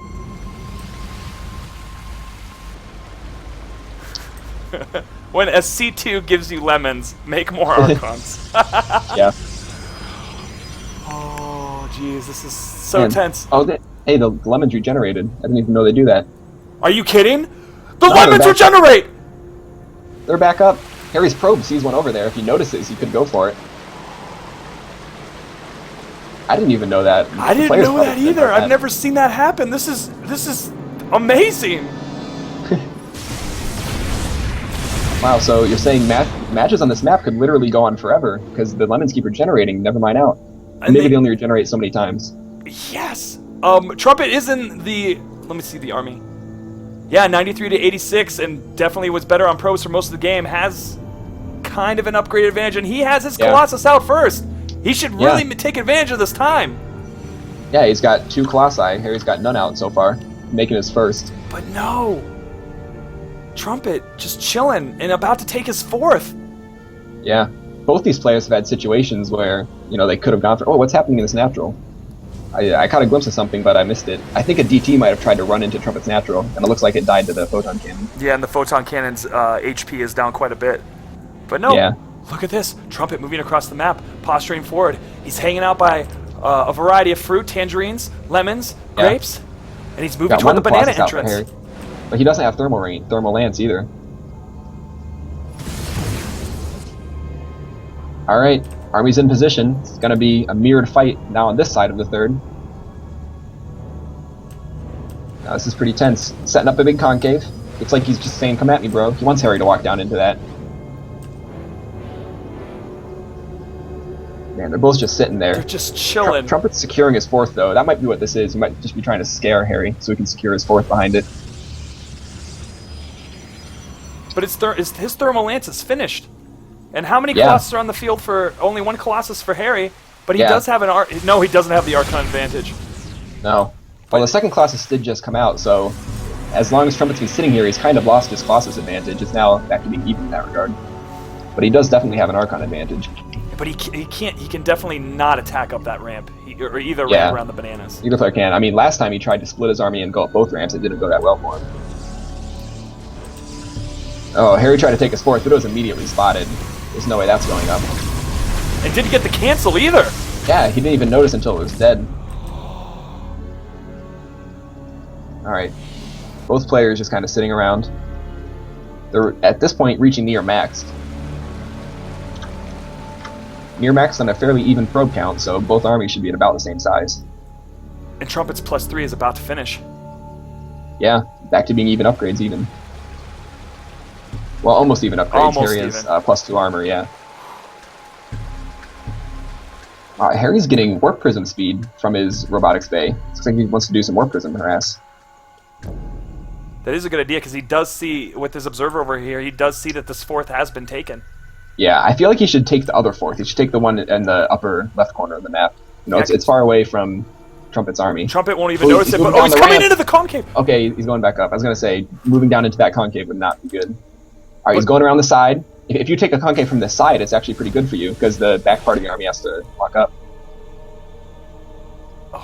We have a Harry's DT kind of running through the army back there. Oh, now it's running back. It must have been positioned by the watchtower. Yeah, that same spot it's been all game. And that fourth is being taken in the location you did discuss, and that Warp Prism is just warping in Zealots on this side to walk forward. Oh no, he's picking them up. Yeah, I see an interesting tech transition here. If you look at Trumpet's third, he's building some Stargates and getting air weapons upgraded to Cybercore. So it looks like he wants to go into Tempests. Whoa. Once he's at 200 right now, so he can't build them yet, but if he loses some units, he might remake Tempests. And Trumpet's coming up the back of the ramp and probably getting Alright, they're both on the ramp. Oh, this fight's happening. Some of Trumpet's army, though, is hitting a pylon. I don't know, more of Harry's units are fighting, but Trumpet's Zealots split to the natural. And there's so many Immortals there from Trumpet. Is he being able to crush this army, does it look like? Yeah. Harry warps in from behind, though. Zealots rushing on the Colossi. This is actually going fairly well for Harry. But on the other hand, he's lost all the probes in his natural. Oh my gosh. Army comes back up. But supplies are fairly even. I mean, just 20%, 20 difference, but there are Zealots in the main that were cleaned up. 2 Colossus getting harassed by this DT. Harassed by that DT, yeah. That DT that's been sitting there AFK this whole time. Alright, Zealots are finally getting cleaned up. And, man, these people are just going at each other. I mean, Harry has a definite army supply advantage because he's down 20 workers, but he's actually up in supply. But then again, I would say Trumpet has a mining advantage with even having a 5th base up. And and that Warp Prism harass is happening. I just noticed there's Zealots in the main. No, I've had it on the screen. And it's been hard to deal with. I mean, there hasn't been enough Zealots being able to be warped in to stop warping in his own. He should be able to clean it up here. So, I mean, you know, just trading minerals for minerals, not a huge deal. Again, Trumpet... Is that Warp Prism still alive? Yeah, the Warp Prism's still sitting there, so he could go again if he wants. Absolutely. And just cause annoying things to happen to Trumpet. Yeah. And we are seeing Void Rays come out. Where are these here Stargates? They're sitting right by his third. Oh, okay. Yeah, he has one Void Ray out, starting another, a couple more. But they're very low on money, both sides. You know, it's at the 33-minute mark. This map has been mined out. Alright, Harry's Warp Prism's coming back. Sending it round. Yeah, he's sending it round to this bottom base. He's going to fly right over it, and then he'll probably notice and warping some Zealots on it. For sure. And the Lemons may be their only hope. Yeah, I don't think either side has noticed that the Lemons have come back yet. Well, this Warp Prism will definitely see the Lemon. Yeah, if he's looking at it. I mean, he does have it rallied, so probably just letting it fly. He does have a Fleet Beacon. Is that just to open up upgrades, or do you think he's going to get Tempest? I thought it was for Tempest, but you're right. It could have just been more upgrades for its Void Rays. And we do have a Zealot warp in. Yep. Right there at the edge of that base. There's nothing here to defend this. I mean, he can warp in his own units like that. A couple of Zealots of his own to fight. And then, oh, he's morphing in range of the cannons there. Yeah, there's too many cannons at that base to try to warp in Zealots to harass. And we did have Harry take his 5th behind this aggression. Yeah. More Zealot wars going on over here, while both of their main armies are sitting still. That's really smart of them, because a lot of players would see this harass and they would just, you know, move their whole main army back here to deal with it. But if that happens, then you're leaving yourself wide open for another attack. We do have this random Colossus from Harry walking across the left part Walking of the map. there. Oh, that was the rally for his Warp Prism. And his Colossus just walked over there. Hey, there's a female Ursadak up here. He's chilling with that. Oh, wow. Colossus made a friend. What a good girlfriend. Yeah. But this is actually pretty bad, because if he doesn't know what's over there, he has one very expensive tech unit not in the battle. That's a good point. He might not even ever realize that's there. You'd have to be like looking at his mini map, and even then it might not look out of place. Could think it's just like Pilot or something. Such embarrassment. We've got one DT working on this Nexus over here. Wonder if anything's coming in to deal with it. There's a probe. It's gonna do a lot of good. A probe, yeah. Oh, I never have my StarCraft on the max graphics settings, so when I do see it on max, it's like, woo, so pretty. Harry moving out from the banana entrance. Yeah, but both players have been pretty passive recently. It seems like, it's kind of map slowing down a little bit. Alright, he's making a base over here, but there's already a Colossus in position. He's just waiting for the transfer probes. Oh gosh, so clutch, the meta. Harry moving across the map with a crap load of units, but a lot of them don't shoot up, and there's a lot of Void Rays in this composition. Yeah, Harry's too high level for us. That Colossus is just waiting. As soon as probes get over there, he take all out. I know. It's that female, it's that girlfriend, she knew. She tells yeah, she's a spy. Such a spy. Uh-oh. Alright. Harry's army's sitting outside this third. Trumpet has some Void Rays. I think he's up to 5 at the moment. That's not a huge number. No, it's not. He's not. He doesn't have much of an advantage on that. It doesn't look like he's making much money to be able to make it. And in the meantime, Trumpet's 5th base was killed. A couple more Zealots warped in. Alright, we'll see how this goes. I mean, Harry's at max at this point. He definitely has a significant supply advantage. Alright, he's starting to fight. Oh, and the pullback getting too many shots off maybe, but we'll see. Harry's Colossi are getting so many units. He has to clean up those Void Rays, though. I think the Archons can take him. Yeah, that's enough Archons. I think this game's definitely going to Harry. Trumpet lost his whole army, and Harry still has most of his up. Unfortunately, yes, the tech switch and not be able to have adequate amount of money and income just really ended it there. So OSU takes this game. Congratulations, Harry. That was a great game for both players. I didn't expect a PvP to last that long. Yeah. I mean, knowing Harry, it's not too surprising. He has that problem all the time of, not pushing and ending games when he should, and then sometimes getting back behind. And we're still even. We're evened up. Yeah, 2-2, right? Yes, it's absolutely awesome. This is exactly how I want it to go. Yeah. All right, so next up's going to be the Vengeances versus Mesha on Polar Night. I'll go ahead and start hosting that one. Awesome. So, guys, I'm going to put another poll into the chat. Tell me who will win.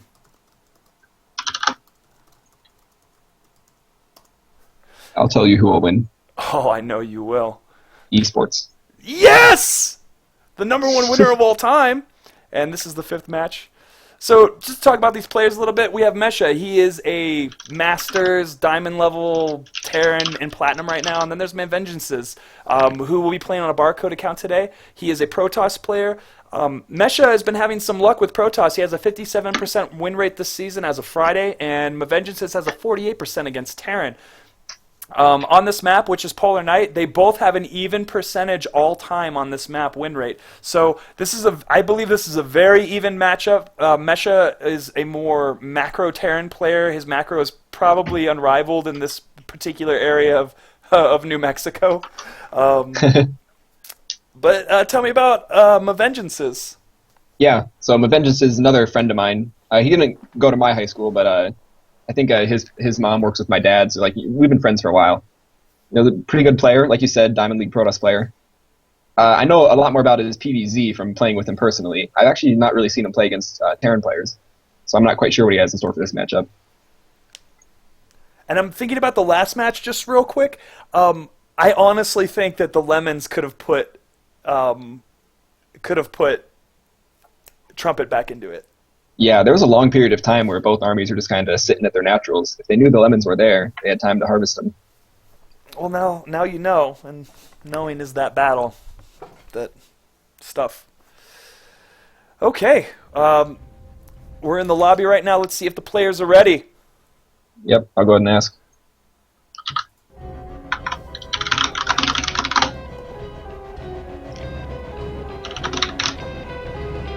All right, wait and see if they're ready. Ready. All right, starting the game. And here we go, everyone. Thank you for joining us this evening for a CSL Best of 7 show match, Team League StarCraft match. I am Menasor, a gold level Zerg player from Albuquerque, New Mexico, and I'm joined by Isaac, a Masters League Zerg player from Ohio State University. And we're just about to go into this this game on Polar Night between Mesha and Protoss, both platinum level on here, but again, the whole MMR system is kind of screwing with what I think people's levels are, and I think Mesha is a Masters level Terran. Yeah, I don't think Avengeance has ever made Masters League, but he's always been high diamond, so I definitely think his skill's up there too. No, absolutely, and I always tell people with the leagues, if you're playing and you're doing the best that you can, and you're going against people that may be ranked higher than you, and you're beating them, that's a very good sign. Yeah. And in the 12 o'clock position, we have that UNM player. He is the pink Terran. His name is Mesha. And in the lower right corner, we have the Vengeances, the teal Protoss player from OSU. And tell me about Avengeance's play, what he particularly likes to do. Well, I'll tell you that in PvZ, he has a very dirty 4-gate into DT timing that he almost beat me with at a LAN on campus.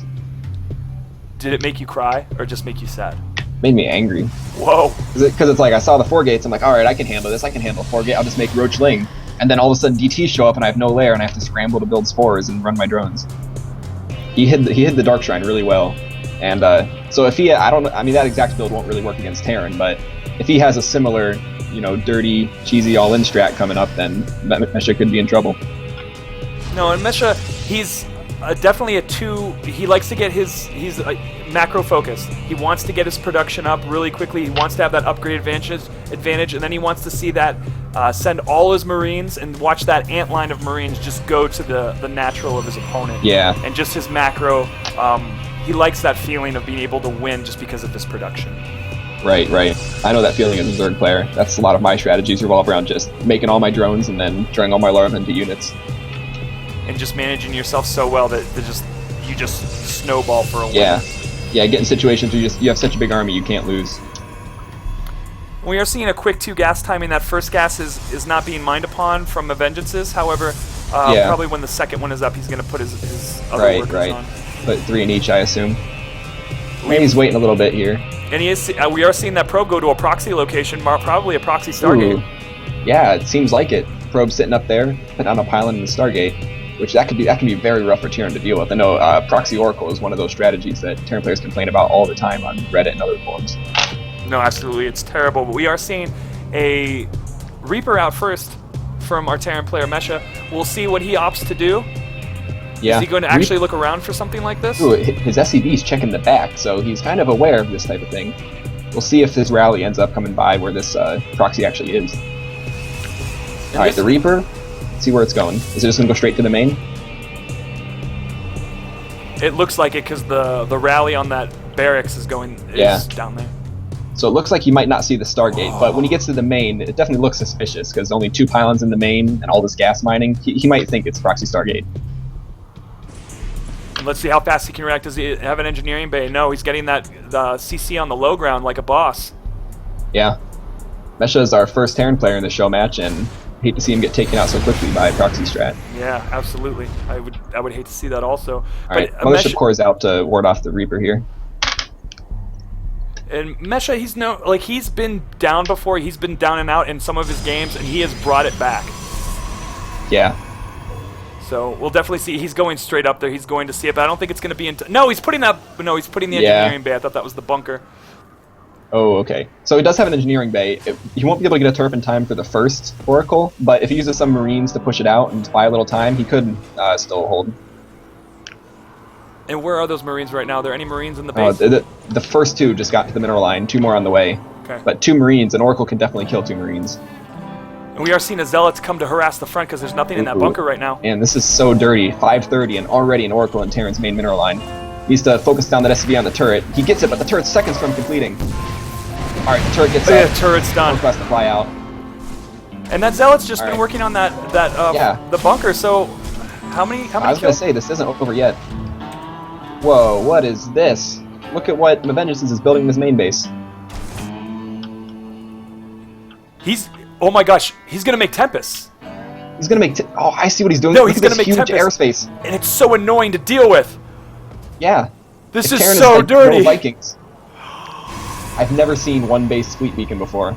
It's actually been coming up quite a bit, and Mesh has actually talked about it to me, so I know he's familiar with this, but he is getting his other Rex. He's not going to go to try to hurry up and get a starport out. It's going to be really annoying to deal with. Yeah, he's only seen one Oracle, so he might suspect something, because normally when you proxy Oracle, you make more than one. So having only seen one Oracle so far, he might have some inkling that something else is going on. And that first Tempest is coming out. This is so annoying. Oh, gosh. Oh. And the other Oracle is going toward the natural, and there isn't a turret there. The Oracle scouting around, sees no starport. Got 4 Marines here. Alright, the Oracle's doing some good harassment. It's up to 6 kills so far. 6 kills not bad, but you know, you oftentimes see Oracles that kill even more than that. No, for sure. Mesha has reacted so well in this matchup. The Tempest is out at the 740 mark. This is so annoying. This is the most I'm gonna annoying start thing. focusing down some SCVs. Needs to be careful not to get it too close. Wow, this is I can say this is the first time I've seen Proxy Tempest. It's sad. Alright, some Marines are coming in, though he needs to be careful. That many Marines can focus down that Tempest so quickly. And will he get it? Yes, man. he probably... He's not moving it fast enough. Nope! Okay, he got it out. Tempest have a lot of health. And what's the worker count out right now? We have 20. It's pretty even there. Army supply is in favor of our Protoss player.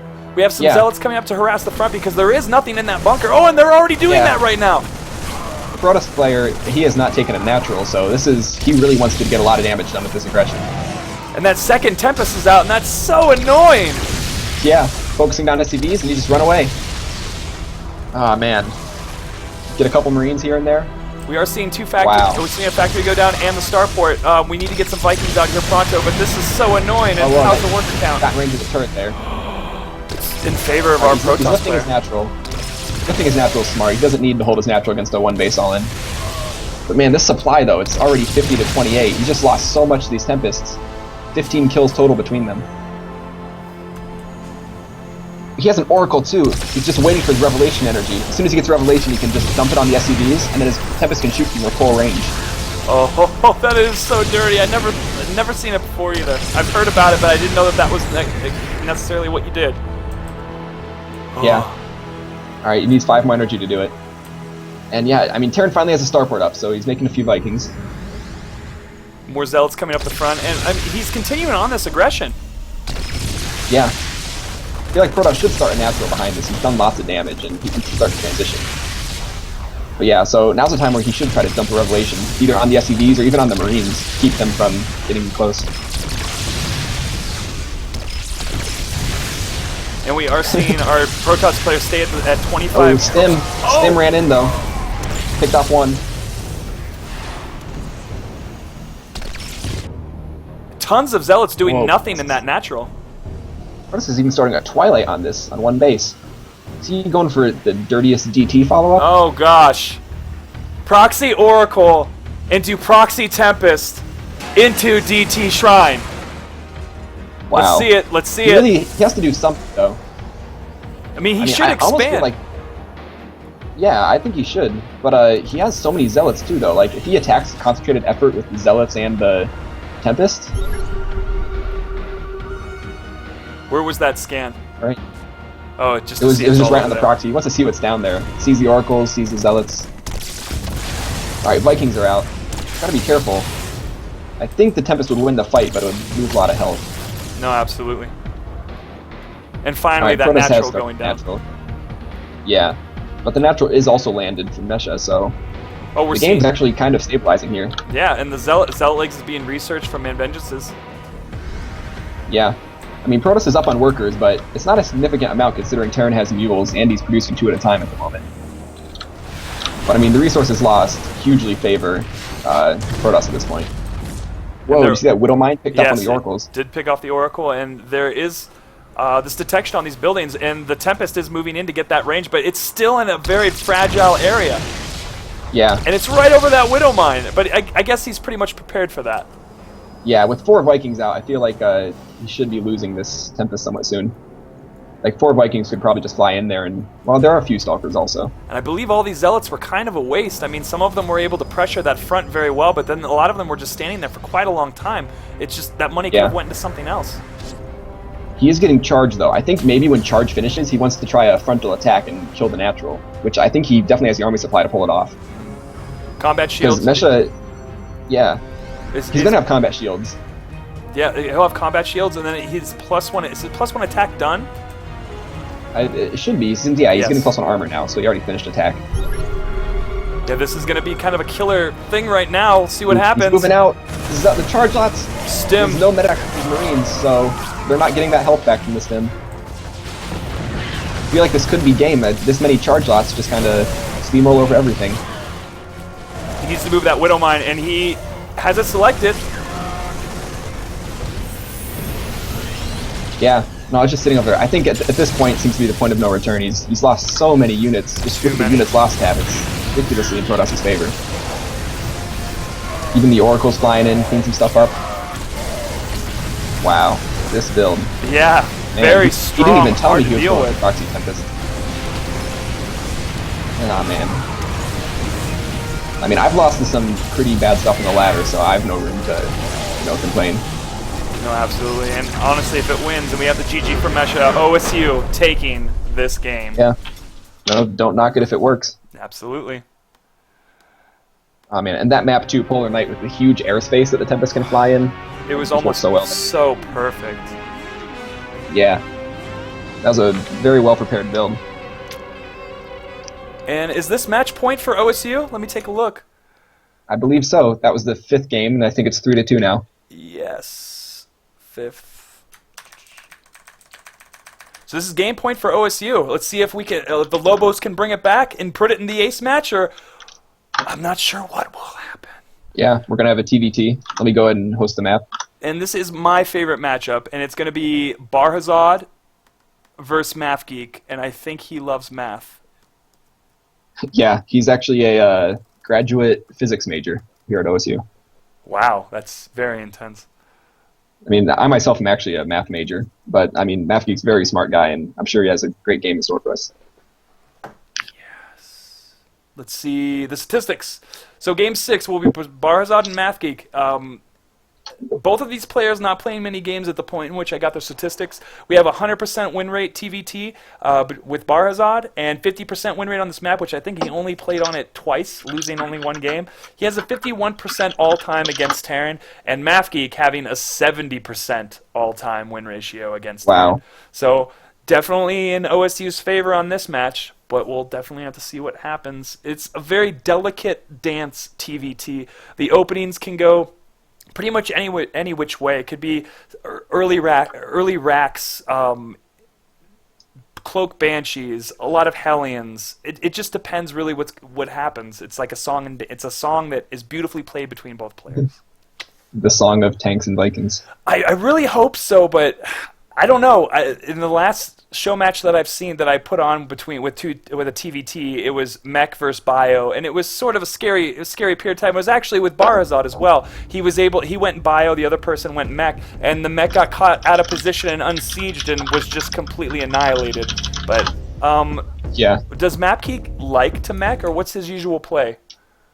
I don't think he likes to mech. I think it's more the standard Marine tank. Because one thing about MathGeek is actually, fun fact, for some reason he's using the starter portrait right now, but he actually has the Dark Voice portrait, the 1,000 wins with every race on the ladder.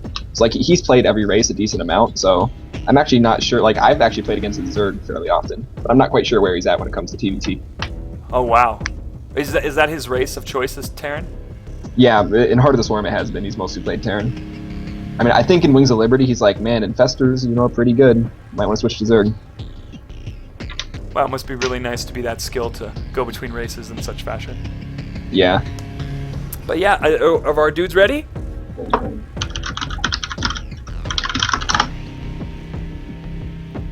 Find out. All right, both ready. We're going and starting. Players very friendly to one another. And the countdown on Heavy Rain, a new map, a 2-player map. What do you think of it?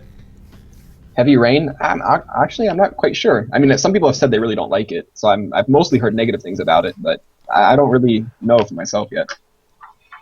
To be honest with you, with a Zerg, there's only a few areas in which you can get good surrounds. The chokes are quite killer for Zerg. Well, I don't know why we're talking about that. It's TVT. This will be a great map for either Terran. There's a lot of area for Reapers to jump into a base.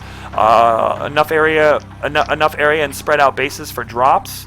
It's just really up to them and what song and dance they choose to go. But in the top part of the map, we have that red Terran representing University of New Mexico. They are 1 game down, and it's match point for OSU. Can he bring it back to get into the ace match? It's Barzad. And in the lower right corner, the blue Terran, we have Mafgeek from OSU, open to close out the series 4-2. Awesome, a very skilled player from Ohio, being skilled in all 3 races and showing such perseverance in times of need. Yeah.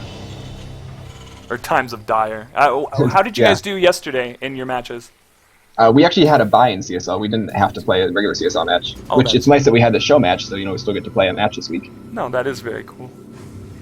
And Mafgeek is one of your more active members in rotation? Yeah, I would definitely say so. He's very involved. Like, he actually has a hoodie with Mafgeek printed on the back. Like, he takes himself fairly seriously. Oh wow, that's awesome. I just printed a hoodie today. Same difference. Yeah. It's cute. We actually see him going gas first here. It's a slight difference in builds already. See, the gas first points to probably fast Banshee play, because that's really common in TBT. Will he open with Banshee, most likely? Yeah, I think so, because... I meant sorry, Reaper. what was that? I meant Reaper, sorry.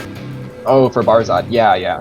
Because with the slightly later gas timing, Reaper's pretty common. Reaper gets in there, scouts, sees the Banshee coming, and then he has plenty of time to try to prepare for it. So, I don't know, I love it when you have mirror matchups, but they actually do like different openings, because then you get to really see how they play off one another. When they're doing the exact same thing, it's kind of, it just comes down to micro, it's a lot more straightforward. Mm-hmm. But in these situations, you got, room to maneuver and see what the differences are. No, absolutely. And, let's see... Oh, wait, my game's starting to lag a bit. Okay, no, it's gotten better. Sometimes we're pretty lucky, actually. My StarCraft usually crashes one time each show match, but yeah. And I even have it on the highest graphic settings for the first time doing it, so I'm pretty awesome how it's been going. Yeah. On top of that, my internet connection here in my apartment's not great, so we're actually very lucky that between you and me, we haven't had any serious problems yet. Wow, our stars align. And we got an SCV scout here, and he will see that quicker factory for sure. Yeah, he sees that fast factory. He would definitely suspect Banshees at this point. I mean, I guess it could be like Widowmine drop or something weird, but Banshees definitely seem more common in TBT. And Mafgeek opting to get that second gas right now. Is that to meet the cloak timing as well as having the... Yeah, it seems like it. So you have enough gas to start both cloak and a Banshee.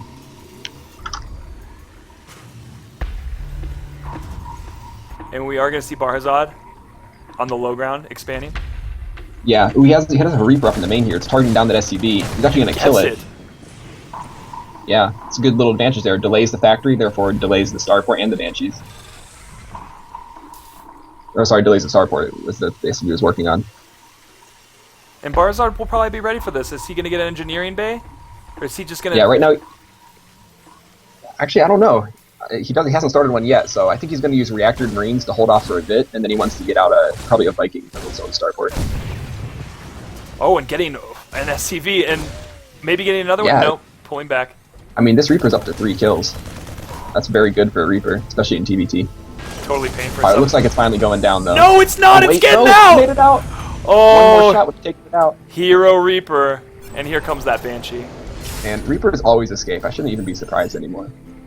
They do. They just do. They don't die. Alright, but yeah, we do have the Banshee and the Cloak on the way. Little Reaper harass definitely slowed it down a bit. And that Engineer Bay is coming down from Barzard. Definitely going to Look at this Widowmine. I mean, it's supply blocked at the moment, but this Widowmine should get out before the Banshee arrives. And if he burrows it at just the right spot, it might go off on the Banshee. He does have that Engineer Bay. He's putting down a turret in the back of his main base, and that is natural. Banshees do actually have just enough health to survive a Widowmine shot, but they're like in the red, so if they get a Widowmine shot and a turret shot, they're going down. And the Banshee on its way out, and a Widowmine actually from Mafgeek being burrowed in the definite drop area, or where the Reaper would come up on the side of the base. Yeah. Alright, let's see, the Widowmine's burrowed on that side. I don't know, with this turret Widowmine positioning, this Banshee can still pick at the SCVs kind of in the gas and on those, side 2 mineral patches.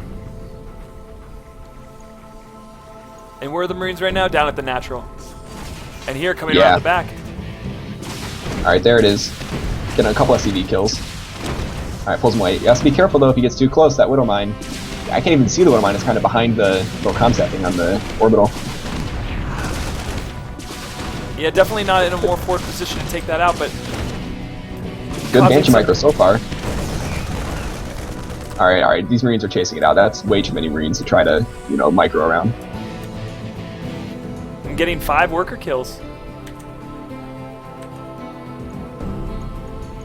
But worker count's pretty much even in offensive units, and we are seeing the expansion from Mavkeep coming up on the high ground.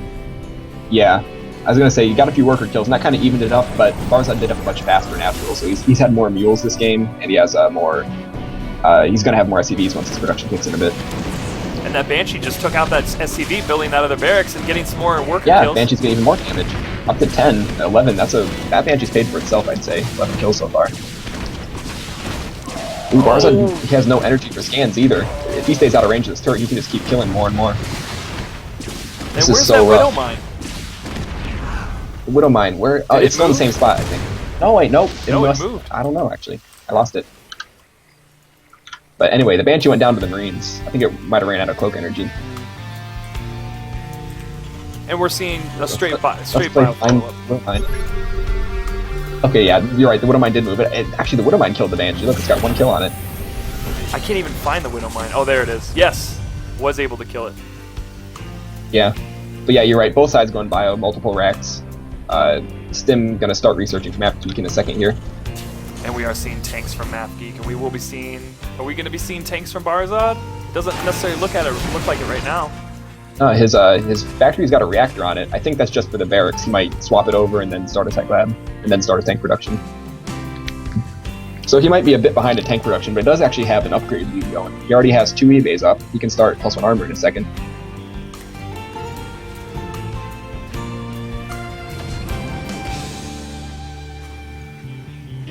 Alright, let's see here. I mean, this game's stabilized pretty well, but that Banshee did a good amount of damage. It's gotten Mafgeek decent supply lead. 11 kills.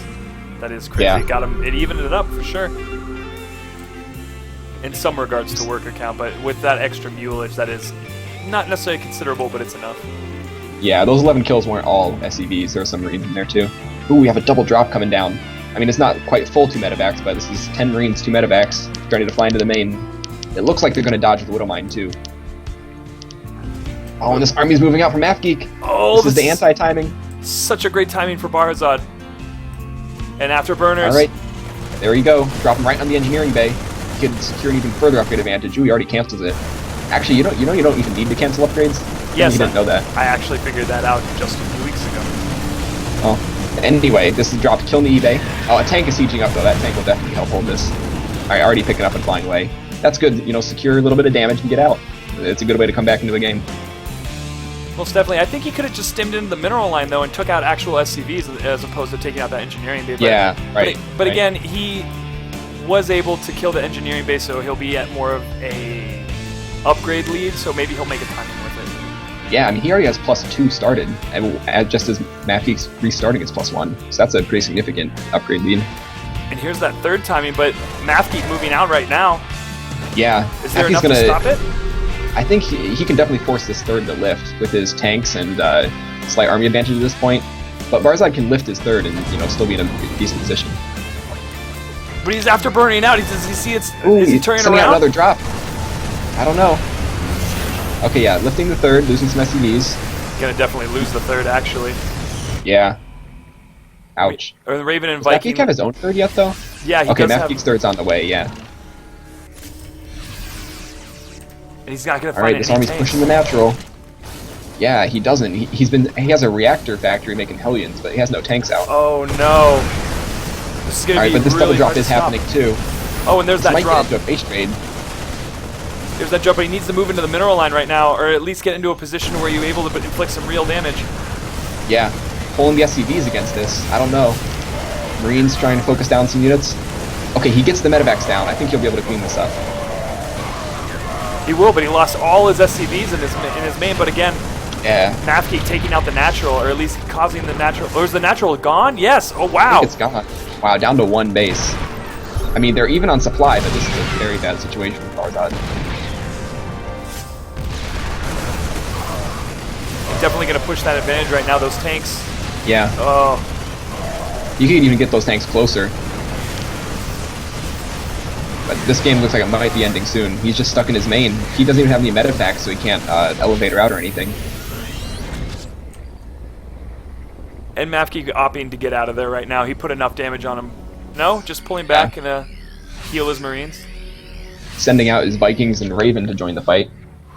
Those were in his main all game, and now the Raven's full on energy. Might see some Seeker missiles going off. Oh, the tanks are sieging right as the army comes out. This is so Barzad. This always happens. He'll always move out, and tanks will be on siege. So this is pretty interesting right now. What are the unit count? What's the unit count? Offensive unit count? Let's see. Slight Marine advantage for Barzad, but I don't know. Overall, Mafgeek's still at a huge lead. I mean, he has 3 command centers on the map, 3 orbitals. And, I mean, if he can just hold a counterattack, he'll probably win this game. Are there any tanks? There's only 1 tank sieged up right now. That might... Yeah. But no, yeah, he's moving a Marine forward and going to move behind he's got him. a second one. Barzad does have an upgrade advantage going for him. So maybe if he gets a couple medevacs, he could try to trade and get back in this. Oh, and Barzad is turning around. Not going to be able to take this out. Yeah. Still, though, 3 bases up and mining for Mafgeek. I think it's only a matter of time at this point. Mafgeek's going to pull further and further ahead on supply. Especially when it comes to turns of bio. Right. But there is that upgrade advantage. I mean, Barzad is getting that +3 attack, getting that +2 armor. He might be able to try to do some sort of 2 base all-in or something, but he is going to keep dropping right now, sending 2 medevacs to his natural. Yeah. And 2 medevacs passing in the night. Medevacs. I don't know if they saw each other. Looked like they might have just barely seen each other. Mafgeek's definitely not aware, though. He's not moving his army over. It's like at the same time this drop's happening, he might send in a few units from the side to the third, too. And Barzad does see this drop coming. He had a Marine in a certain position. His Marines are getting in position. And that drop... I don't know if it's enough, though. Alright, both drops happening. Dropping the naturals. Starting to get cleaned up from Mafgeek, but it's still there. And they're still even on supply. Like, Barzad's really been fighting back in this game. But Mafgeek has definitely been taking out all of these SCVs right now. Yeah, it's really starting to get way in Mafgeek's favor. That supply drop, not even mining at this point for Barzad. We do have a bit of bio coming into the third of Mafgeek. However, there's tanks there. But now moving to the high ground and missing that Widow Mine again. That Widow Mine's been there just watching stuff go by and not even hitting it. And that drop is still, it's ravaging Barzad's base. Or ravaging, just killing all the SCVs. What's the worker count? Oh, Barzad has no 0 SCVs. to 17. Well, 17's a low count, but it's better than 0, and that's GG. And OSU taking this best of 7 series. However, we will go to the main event. Yeah, got our title match coming up. Congratulations. I think Solar JTO might be a little salty. Might want some revenge. Maybe. We'll have to see it. Well, at least it's not on him now to be like... Because I think it's hard to be the ace match or the decider because there's so much pressure now. He's like, oh, it's cool. I can just play and have fun now. Yeah. For sure. And we'll actually get to see a TVP too. We haven't seen one of those yet today. No, that's good. See a good variety of matchups. Such good matchups. Such a variety. Yeah. And let's go ahead to the infographic. So Solar JTO, a Masters League Protoss player. He's unranked right now, but he just keeps leaving his division because he's raging over the MMR crap going on right now. 0% win rate this season versus Terran. 54% win rate all time and 64% win rate on Yensu, which I believe is a Protoss favored map because it is a lot. It's very small and good chokes. I mean, they could really turtle. The problem... No, I mean, not necessarily the problem with Protoss. I believe that the thirds just suck on that map, but with being Protoss, you can make any third a good third with enough cannons and good army placement. And Hatris, 55% win rate of all time against Protoss and 47% this season, and a 54% win rate on Yensu. So it's definitely an even matchup, and I'm really excited to see who will be able to take this match. Yeah, me too. Dun, dun, dun, dun. And are our players ready? I'm inviting him at the moment. So let's see. Tetris, and where's Solar at? Oh, there he is. Found him.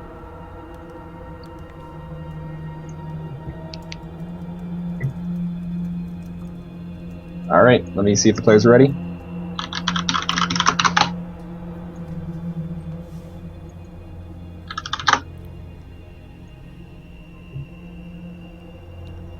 All right, Tetris is ready. Solar JTO is ready. Let's get going. The countdown has begun. I want to thank everyone for tuning into this best of 7 Team League show match between University of New Mexico and Ohio State University. It has been a pleasure putting this together.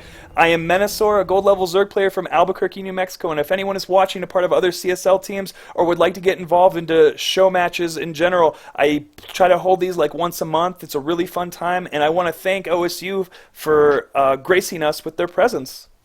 Yeah, it's our pleasure. It's been a lot of fun. Awesome. And in that top right corner, that red Protoss, he's known for his rage. Give it up for Solar JTO from University of New Mexico. And in the lower left corner, the orange Terran, known for looking vaguely like Sid from Toy Story, it's Tetris. Oh, but that means he's malicious. Yeah. Might be malicious against Protoss. Most Terran are these days. Yeah, I mean, that's all I hear, Terrans. It's like a coin flip from what they tell me, but again, I don't necessarily understand it, or that well of a player to understand it enough.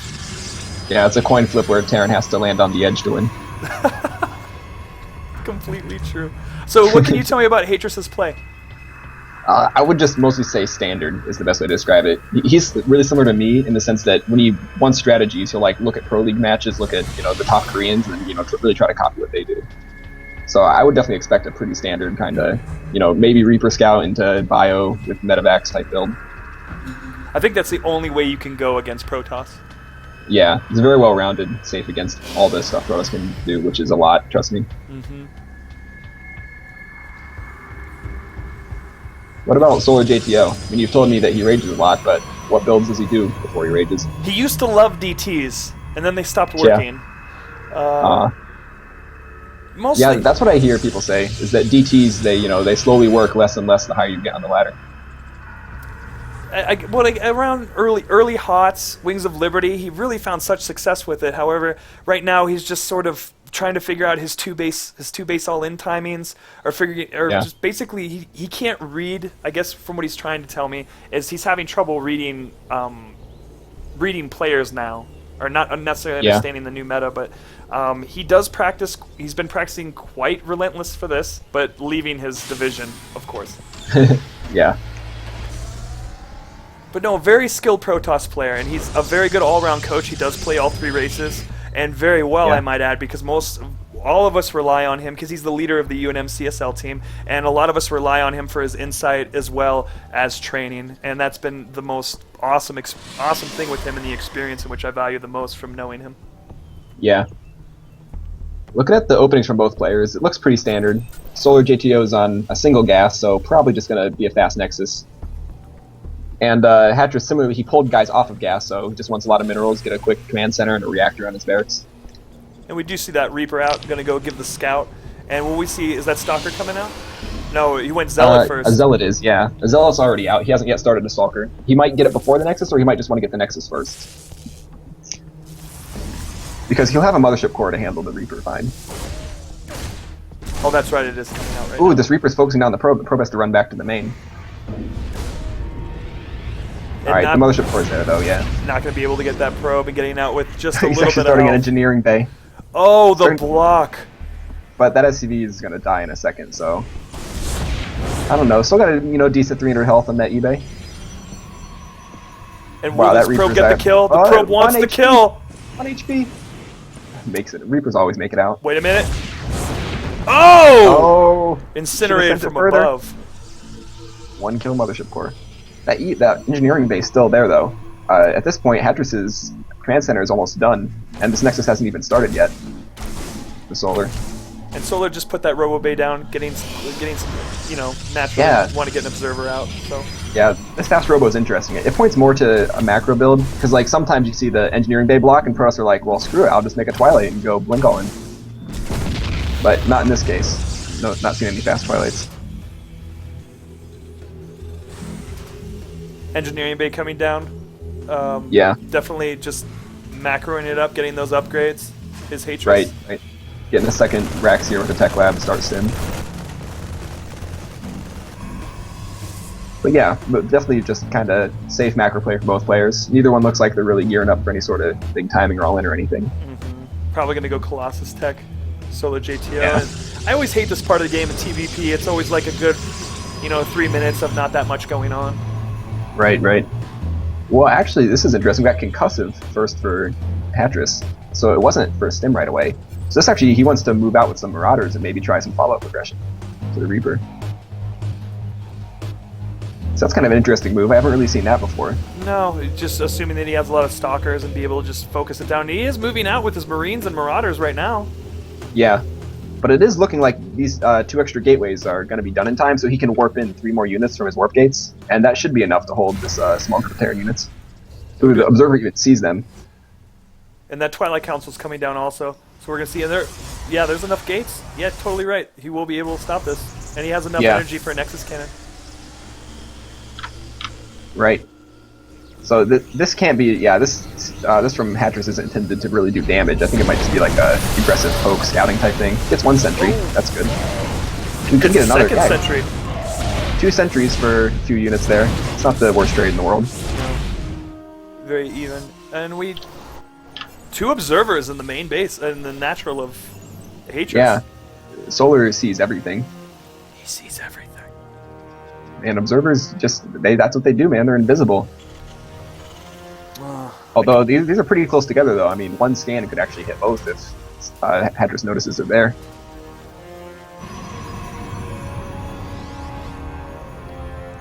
Upgrades. Again, I hate this part of the game. Yeah. Whoa. Hatris had that timed out. He came in right when that Photon Overcharge finished. Alright, there's the second one started. It's like he looked at his game timer and he's like, alright, 1 minute from now I'm going back in. So, I mean, he's forced that Mothership Core to use all of its energy. And now when these medevacs come out, he might not have a Photon Overcharge ready.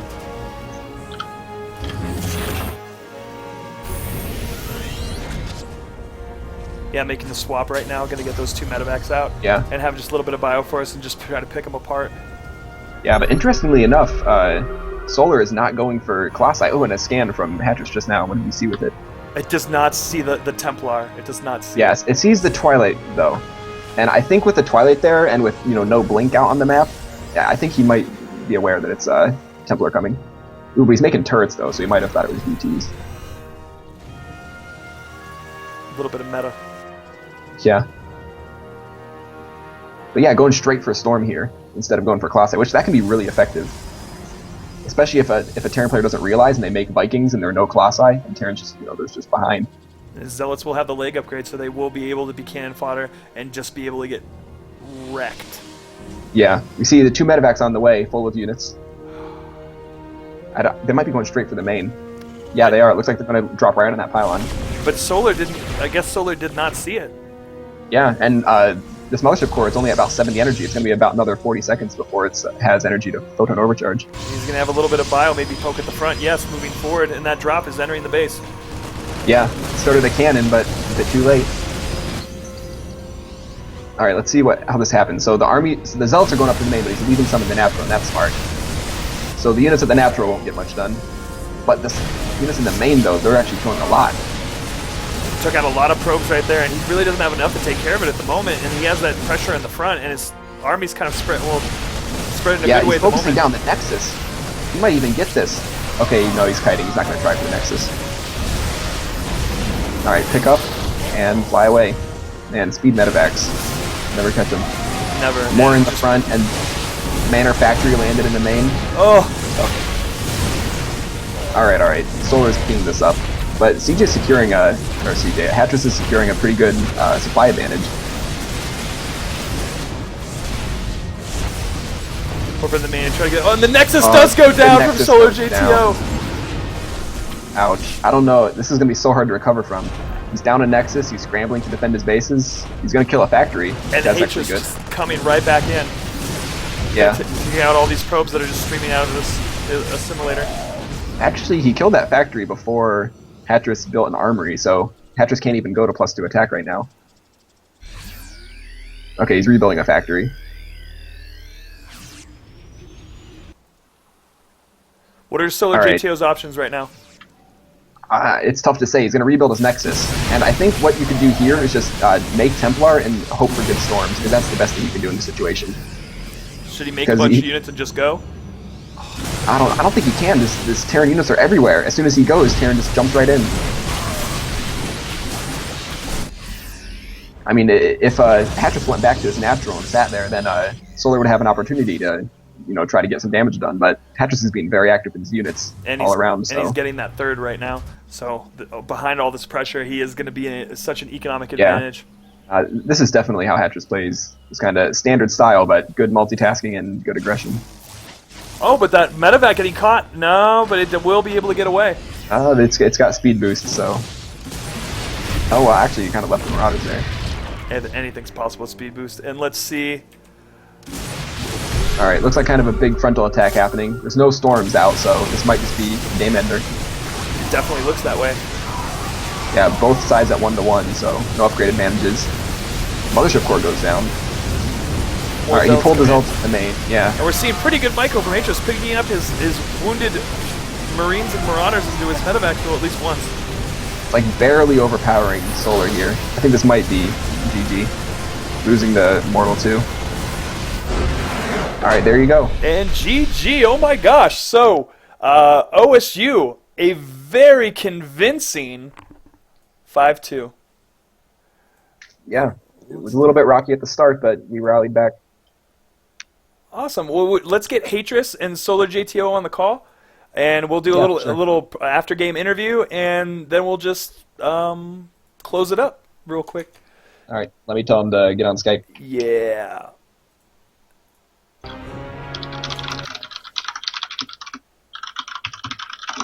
Choo 7. Congratulations, OSU, on your win. That was absolutely an awesome matches. They went in ways that I didn't know they would do it, but my favorite match of the night was definitely Dr. Ted vs. Air. That was my favorite match of the night. Yeah, constant Lingbane aggression. I think my favorite vote might have to go to Harry versus Trumpet, which, I mean, OSU did win that one, which bias, of course, but that PvP still, long PvP, lots of battles. No, absolutely. Lasers are fun. And Fruitland. I mean, who doesn't love Fruitland? Who doesn't love Fruitland? I love saying things like banana ramp. That is so good. Yeah. All right. CJ just got on Skype. Let me add him in. Sweet. Yeah, we'll interview him first, and then we'll hit Solar.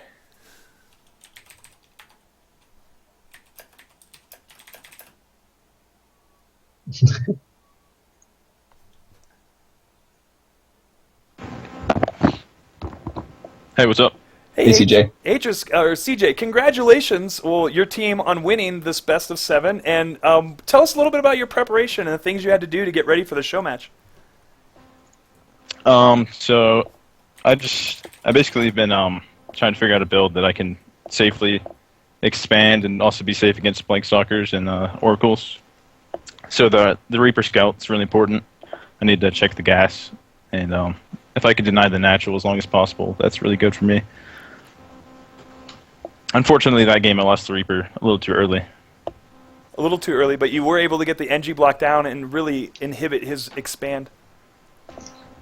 Yeah, I didn't cancel the NG Bay.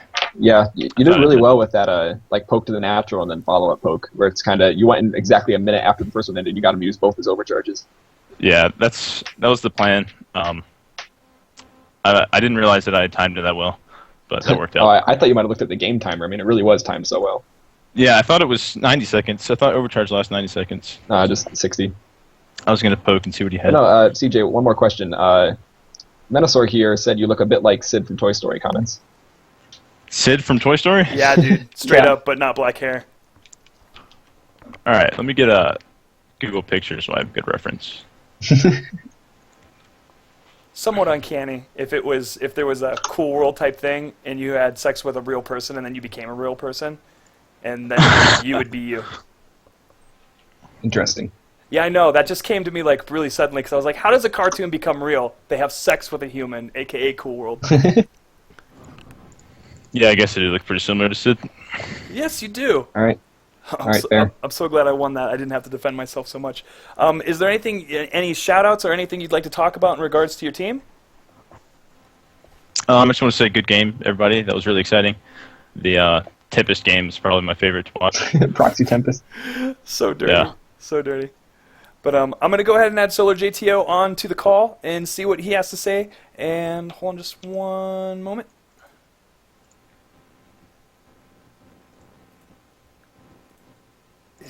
Will he pick up?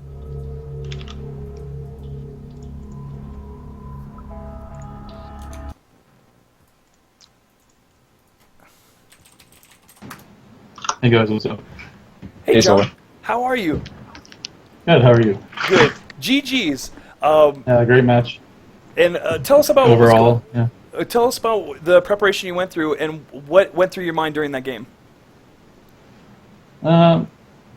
It is probably like the toughest PvP I've played this whole week. I've actually played a bunch, like on the ladder or something like that. I would just get PvT, so I thought I would have been warmed up enough for the match. But yeah, Hatred good player. He really like got me to like actually like use my APM. So Yeah. No, super awesome. Hatris always brings it to 30 matches. Once there was a LAN on campus that we met in the finals, and like I was expected to win, but Hatris actually beat me 4-3 in the finals. Wow. And doing the same type of play with just drops? Macro Yeah, Marine? no, it wasn't just drops. It was just like standard like Marine Widow Mine stuff. It's so hard to hold. Wow.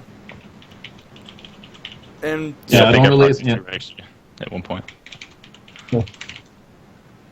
yeah, drops are the things I don't really see on the ladder. So all these turns will just lose, like Yeah, straight up, just by playing like passive macro games. Yeah, why drop when you can SCB pull all in? Yeah, or that too. You have two choices. well, cool.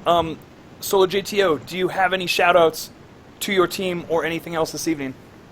Yeah, shout outs to my team. Love your girlfriend. It's coming up.